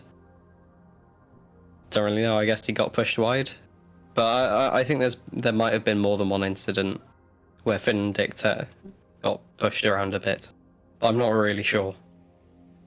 I was only during that fight for the last couple of laps because they were battling. So, yeah, I mean, I think you were pretty much in the middle of it because there was a fight going on between Jedlin and Findict in front of you, and also between Matt and Xevious right behind you. And then at some point, these two groups just merged into one big massive chaos.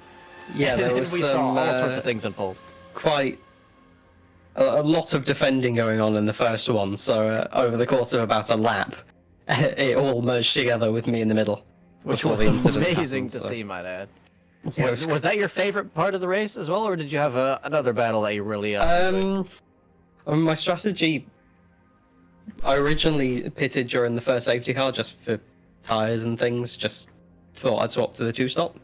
And so I knew that compared to those that were going the entire distance on one set of tyres, I'd have to send it. So the last about 10, maybe slightly more laps were just full quali sending it. So Yeah. I mean, yeah, very fun, very good trying to get past people. So. Yeah, you definitely sent it, no doubt. At the start of this race, I don't recall where you qualied. 21st, I think. So I joined quali with 4 or 5 minutes left to go and did 2 laps because, for lack of a better word, my PC was being a pain in the anus. So it was being so annoying. First, I couldn't connect to Steam. Then my PC crashed. Then it crashed. Well, then I had to restart it. Then it didn't want to connect to Steam again. And then I verified game files, and it finally decided it wanted to work. Just in the nick of time. So yes. The question has to be asked then, and I think I know the answer already. Were you ever expecting to get in the top 5 then?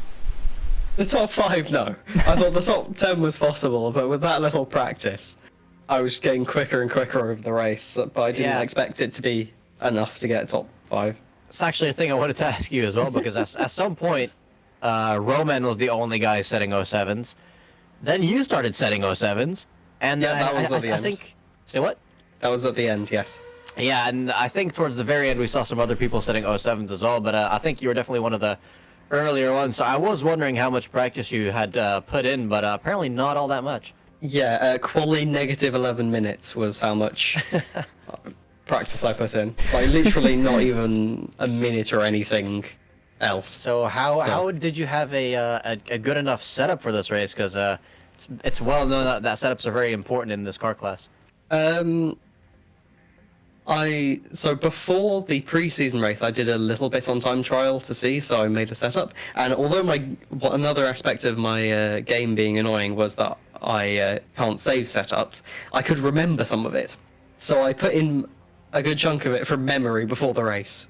And this was a Interlagos setup. So, I mean, it kind of worked, but I had to get used to it. It didn't drive the nicest on this track, so I had to kind of get used to it. Yeah. Okay, hold on, real quick, Nismo. We have some technical difficulties. Apparently, everyone but you is experiencing double sound on your stream. They are. I will. What are they saying that on the stream as well? I'm getting some private messages surrounding that, so apparently you're the only one that people hear once. That is... So what, they're hearing... Sorry, so wait, they're hearing double... They're hearing Discord twice. What? Why is that? I hope it's not been like that all race. Yeah, if it's been... Oh god. Because then my voice would be very annoying. I'm gonna load up the stream and check. Yeah, that is... I don't know why that could be. I definitely don't. Wait, if you speak, maybe my microphone is somehow picking you up. I don't know. I don't see it flashing in Discord, so I don't think so. Well, either way, I know why. I've sorted the issue. All right, I know that's great to hear. But Fedek, I just want to real quick thank you for your contribution to helping us figure out the issue and for the interview as well. But we have to move on because we have a lot of people ready that's for absolutely interview. fine. I can see the list in the And it is ready to growing. interview chat. So Yes. I'll go and leave you to interview the next person. Thank you, and See you hope you later. hope you enjoy the next race as much as this one. Which is more my I coat. won't be there for the next race. Hope you enjoy the race after that as much as that. That one I'm there for. Hey, All right. See you next time. Alright, cheers. Cheers. so Let's go ahead and bring in the Chief Cheese. the Chief Cheese, yes, the only one who isn't on mute. Hello, Mr. hello. Keza, I have two things to say. One is I am unable to minimize your chat window with me for some reason, so please stop hacking my computer. Yeah. And two is congrats on a very, very good result. Thank you, thank you. Yeah, it was very surprising, to be honest. You know, I would have guessed that if everything went normal, a maximum would have been like P4, with like the pace of Mats and Runling and Roman. But yeah, I had some really nice battles. Put it on the safety car, so I saved a lot of time, I guess. And yeah, was a P2 in the end. And considering how early that safety car was, did you ever feel like it might have been difficult to reach the end? Not really. Like, I tried out the time trial setup, which I think was the basis for the setup for a lot of guys on the grid. And it was pretty hard on tires. So I kind of made my own setup. I wasn't really slower on race pace, only on low fuel, but for low fuel I could have always used the time trial one. And it was a lot easier on tires. So I think at the end I had still 15% or something left, even though I put it early. So tires weren't really an issue for me in this race. However, regarding safety car, I think Roman did a big no-no, to be honest. He definitely overtook me on the safety car, and it took him really long to realize that the safety car. We posted it 3 times in the chat before he slowed down, and I think he did at least half a lap on a safety car. So stewards will definitely have to look into that. Oh, and I think he won by about 15 something seconds. Yeah, and also I don't know if we have to look at it as with the stewards, but I think he gained a massive advantage because he overtook Runelink and did half a lap full speed. So Runelink was in the pits, right, and he did half a lap full speed after that, and there was a safety car half a lap before that already.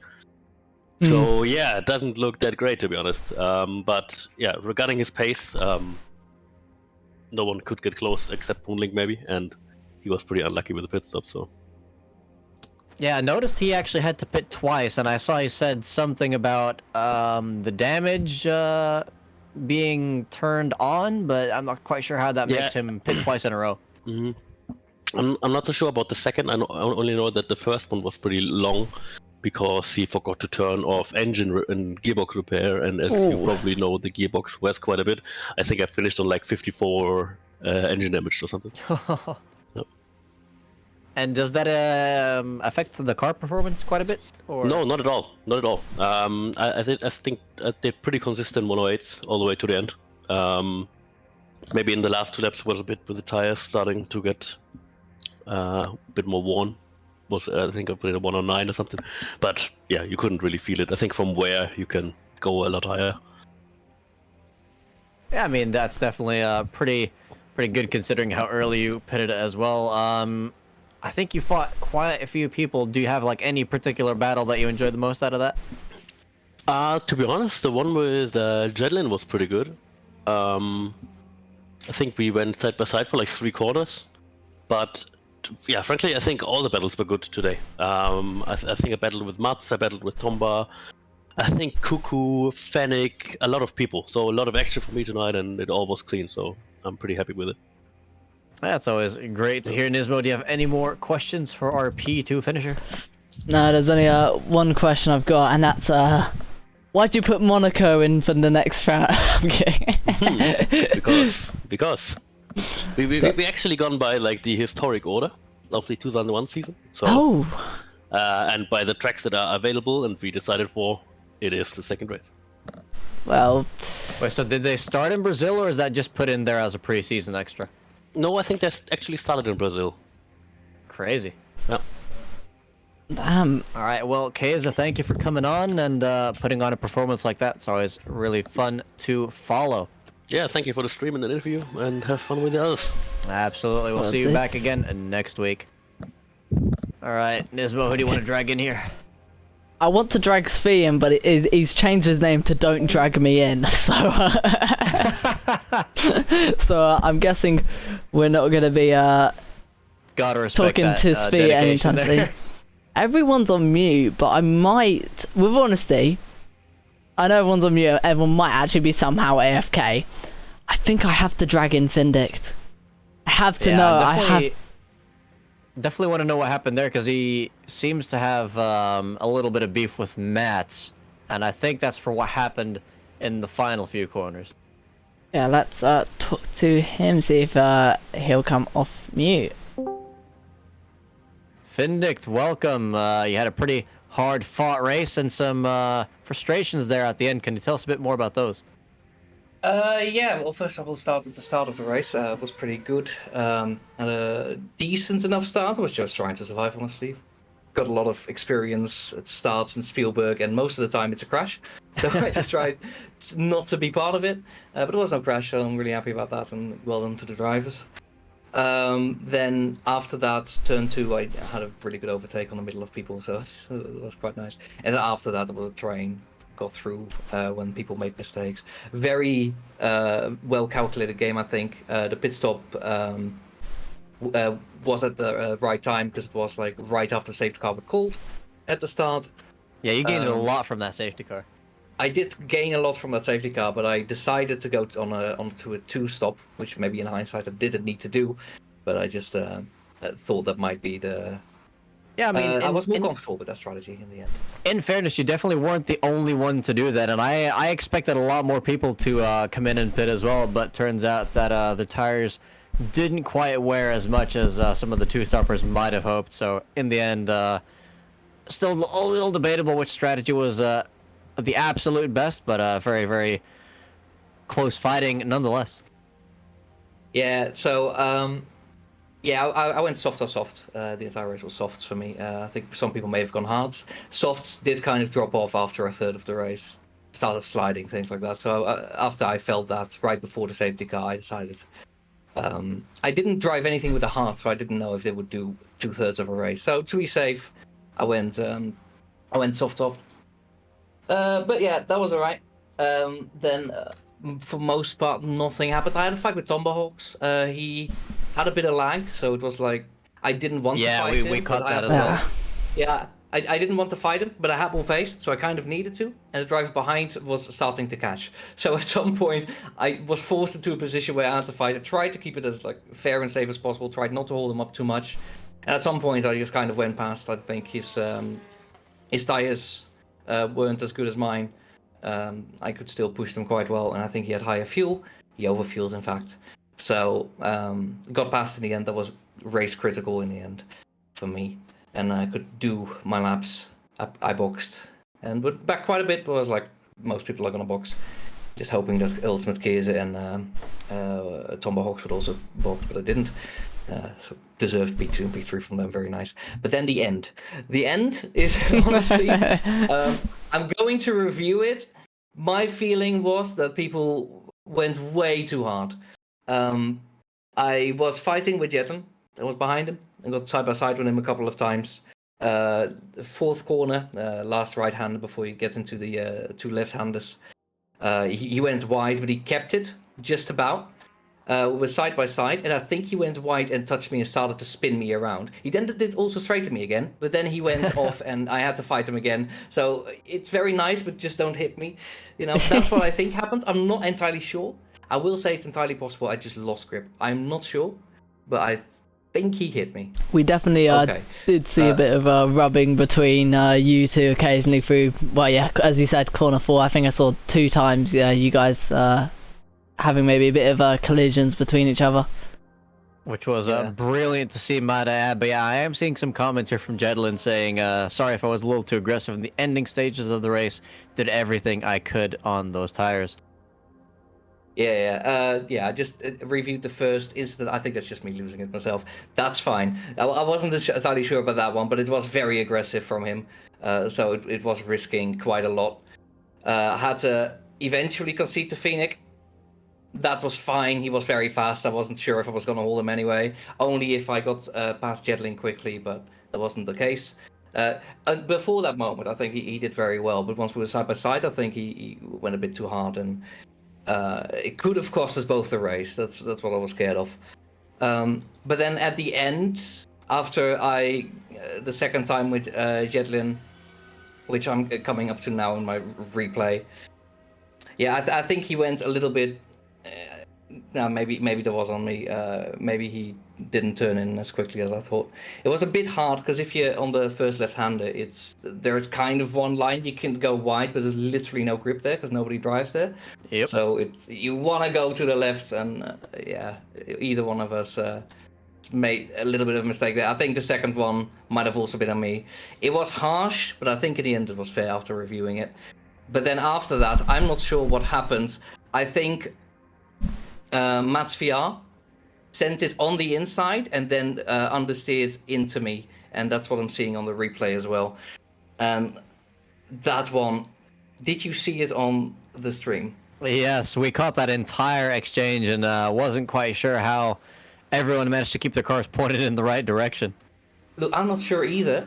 I'm pretty sure I had my wheel full lock left, and it was I don't know how, it was exactly enough. I was in gamer rage mode at that moment because spinning someone like that is completely unacceptable to me. And I think after seeing the replay, I will ask Mats VR first for his replay, for his perspective, because from my perspective, it's just not a move you make, and it cost me almost a spin. But it is entirely possible with AMS2, and I know this, that on his screen he was further ahead. And if that's the case, maybe the move is on. Maybe I was more on the inside on his screen. I did leave space in the end. I was checking. So I don't know what happened there. I will first ask him to show me where he was on his screen. If it's anywhere similar, I don't think that move was on. And I honestly have no idea how I kept the car in one piece, because that should have been me dead. That should have genuinely been me dead. But best save I've ever done.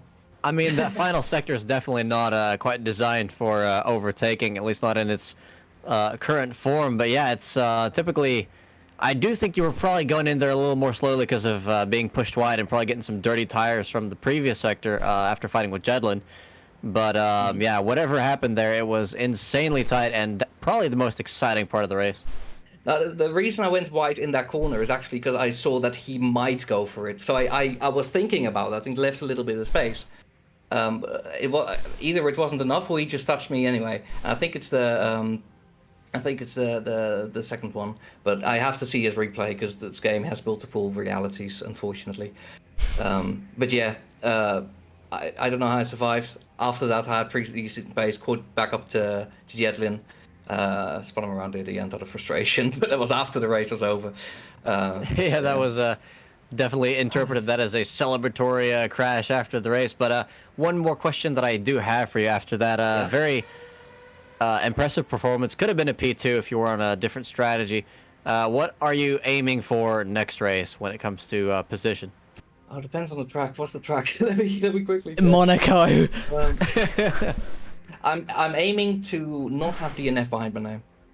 Oh, that is fair. Ooh, I like that. See, that's a really good. Honestly, Monaco is one of those tracks. I will have to try it. I'm not sure how these cars will work on it. I think for most cars that I've driven, it's more hassle than it's worth sometimes. Well, But, one yeah, way I'll to try avoid a DNF is a DNS. Yeah, I mean, no, I'm not doing that. That's, I can't swear on the stream, but that is pea shit. I think yes, word is alright. This is why I put it to mature, but you could swear on the stream and stuff. Don't worry. I'm allowed one swear, right? Yeah. But I've used that one now. So yeah, no, but I'm just gonna see what I can do with setup. Keep the car safe. I think I can keep the car quite safe. I did the entire race without any traction control because I just felt like it gained me half a second per lap if I Nice. turn it off. And yeah, it was quite good. Even from the lowest setting, because I heard a lot of people are running 1, and that's a very, very low TC setting. It feels like it cuts in way too much for me, but it might be because I exclusively drive the Formula Ultimate Generation 2, which you need traction control in your foot basically to drive that car sometimes. so yeah, kept the car quite stable. I was really happy with the pace, with the stability. The one thing I did was at the start and at the restart I did switch it to 1, had it bound on my wheel so I could quickly switch. So for turn 1 only twice I had it in 1, but otherwise completely without traction control. Good control of the car, so I'm happy with that. Yeah. Yeah, I mean, it definitely seems to work for you and gain you that pace that you need. So as long as you can keep that car stable in Monaco, because mistakes will be punished way harder there, of course, then I think you can be looking forward to a pretty good result. Yeah, I'm hoping it will turn out all right. I mean, the thing about Monaco is pitting under the right safety car and making sure that you're not the one that caused the safety car, really. It's true. Yeah, that is true. But yeah, no, definitely looking forward to seeing your performance there, and I believe that'll be all for tonight. Yeah. Thank you very much for streaming. No worries. Thank you for taking part. Always a pleasure to watch you. We're really enjoyable, at least the battles you've given us. So yeah, can't wait to see you next week. Yeah, thank you. All right, now let's go ahead and bring in one of our former interviewees' rivals here with Jedlin, and then we've just got Xevious left after that, and then that'll be it for tonight. Okay, let's bring in Jedlin then. Jedlin, you were involved in a lot of fights. Yeah, good evening, guys. I was involved in many fights indeed. I was driving sometime in midfield. After safety car, I found myself on P8, and after some other driver's mistake, I suddenly was in top. Now, would you say that the race was, like, did it feel exciting, or was it more nerve-wracking? Nerve-wracking. Certainly. It was a cracker. It was very hard race mentally, especially the second part. Yeah, and I can imagine. I mean, we caught quite a bit of that on stream, and some of it was incredibly wild fighting and some side-by-side action that you would not expect in certain corners. Yeah. The issue was that I often was finding myself with worn tires. And that was spicing the thing even more. Suddenly my overall race pace wasn't as good as other front runners. So when somebody managed to overtake me, usually drove away. And I'm guessing you had one pit stop? Yeah, that was a one-stopper. I found myself in a very favorable situation as I pitted in lap 20, I guess, where full course yellow came out. Yeah, and I think there were a lot of mixed strategies going on. So a lot of the people that you were fighting with, I presume, were on the two-stopper, so that would have made it even harder. But regardless, you did not give up. You fought pretty much every single position. Do you see yourself doing the same thing in Monaco, or are you really just going to try and bring it home there? Well, in Monaco, the thing will be much easier, as we all know. Monaco is a disgrace on the Formula 1 calendar. There is very little opportunity to overtake, and that was true also in 2001. So I think defending will be much easier, but also that will increase the importance of the qualify, as long as you... And honestly, I'm not a really good qualifier, so I want to be... I will keep my expectations low. Even if we assume that my last race in Monaco was very good for me. I definitely say keeping it out of the wall would be a mission accomplished. I mean, as you say, it's maybe a lot more difficult to overtake there, but it's a lot more easy to make a mistake when the wall is defining the edge of the track. Yeah, if I'm not wrong, when we were last time racing in Monaco, that was in Project Cars 2 in Formula Renault 3.5 League, I somehow managed to finish on the second place. However, I wouldn't expect to repeat that feat. Well, never say never, because the entire top 10 could get taken out in a single safety car, so we'll just have to wait and see. But hopefully you'll enjoy that one, not be too nervous for it. Definitely, I think you had a very good performance tonight. Gave us a lot of entertainment as well, and gave you some good points. Yep, definitely. P6, very good position. Even in early 2000s Formula 1, it would give me a point. That is true. All right, Nismo, do you have any more questions for Jedlin? Yeah, other than just compliments for amazing defense. Thank you for keeping the action. If you're let's put it this way, if your defense is this good in Monaco, well, you're gonna have I think the biggest train of cars behind you. I don't think anyone's gonna be able to overtake you. I really hope to become the next the next Jarno Trulli. All aboard the Jedlin train. Let's go. Yeah, awesome to watch your race, and we can't wait to see you next week. Yeah, I'm looking forward to race again. That league is pretty good. I was honestly that Formula V10s weren't the series that I was choosing, but I think I dislike these cars, but honestly Interlagos was fun.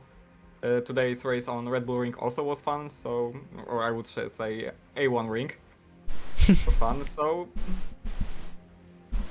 but I also have to admit that racing quality, the racing product is overall pretty good. Drivers are fast. They are racing clean. There was not much incidents. I'm really enjoying this season so far. Yeah. I mean, It's definitely what we love to hear. Yeah, it's only the start. But yeah, we can't wait to see you next race. Yep. See ya. All right, have a good one. Cheers, Jedlin.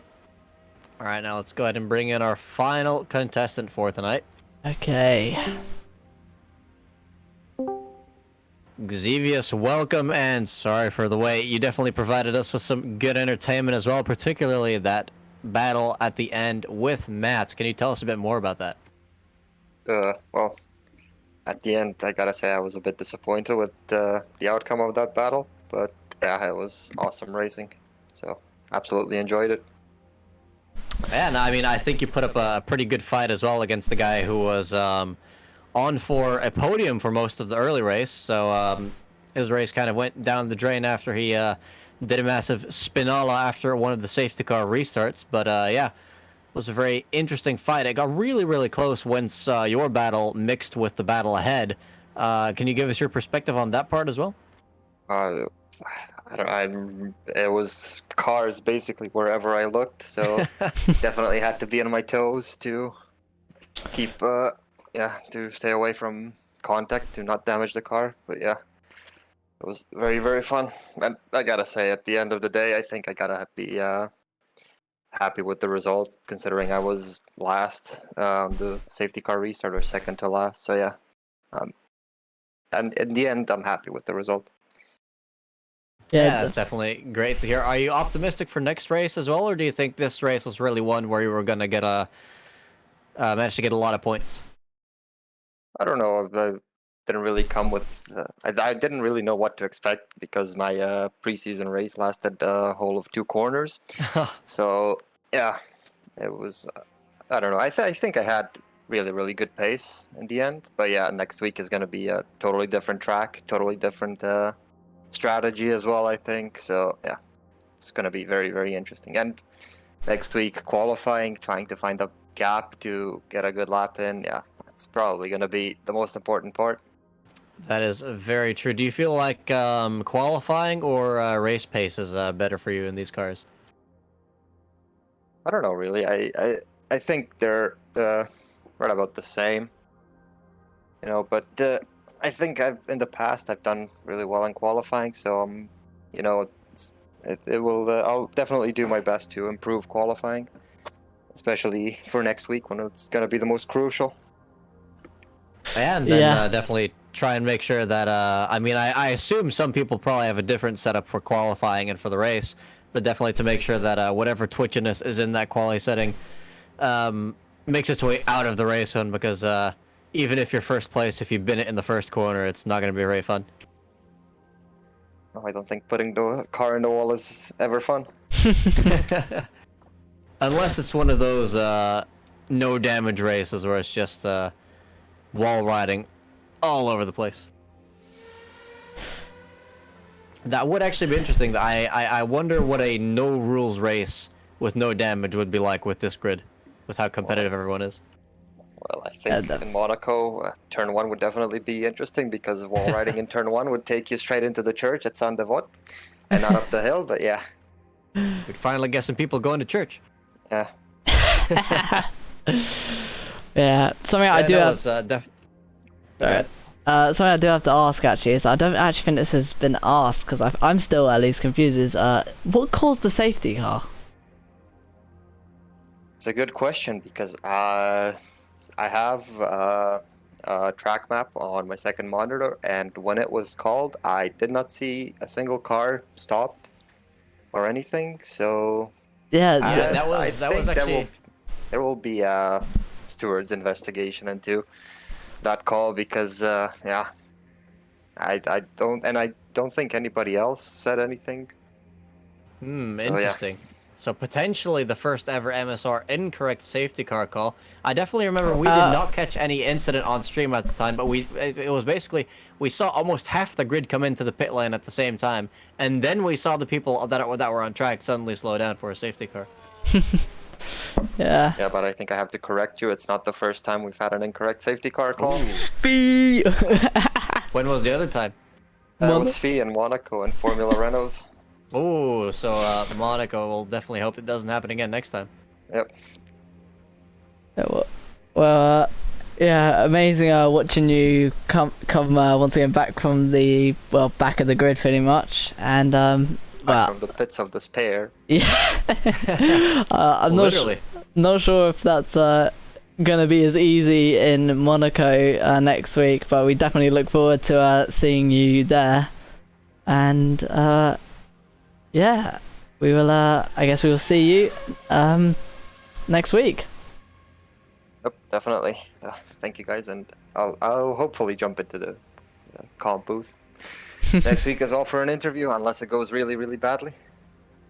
Well, regardless of what happens, we'll be very happy to have you, and wish you the best of luck for next week. Thank you, guys. Cheers, Givius. Well, that is right.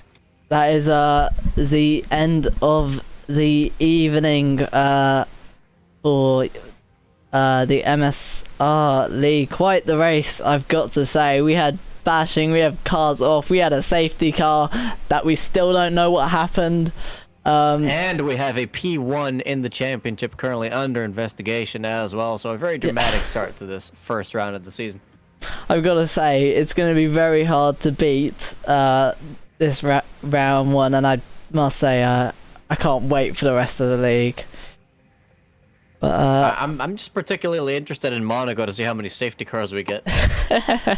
Yeah, anyways, I'm gonna be calling it a night, but can't wait to see all of you guys next week for round 2 at Monaco in these absolutely amazing V10 cars. And well, yeah, it's pretty much goodbye for now, and we'll see you next week. Good night, everyone.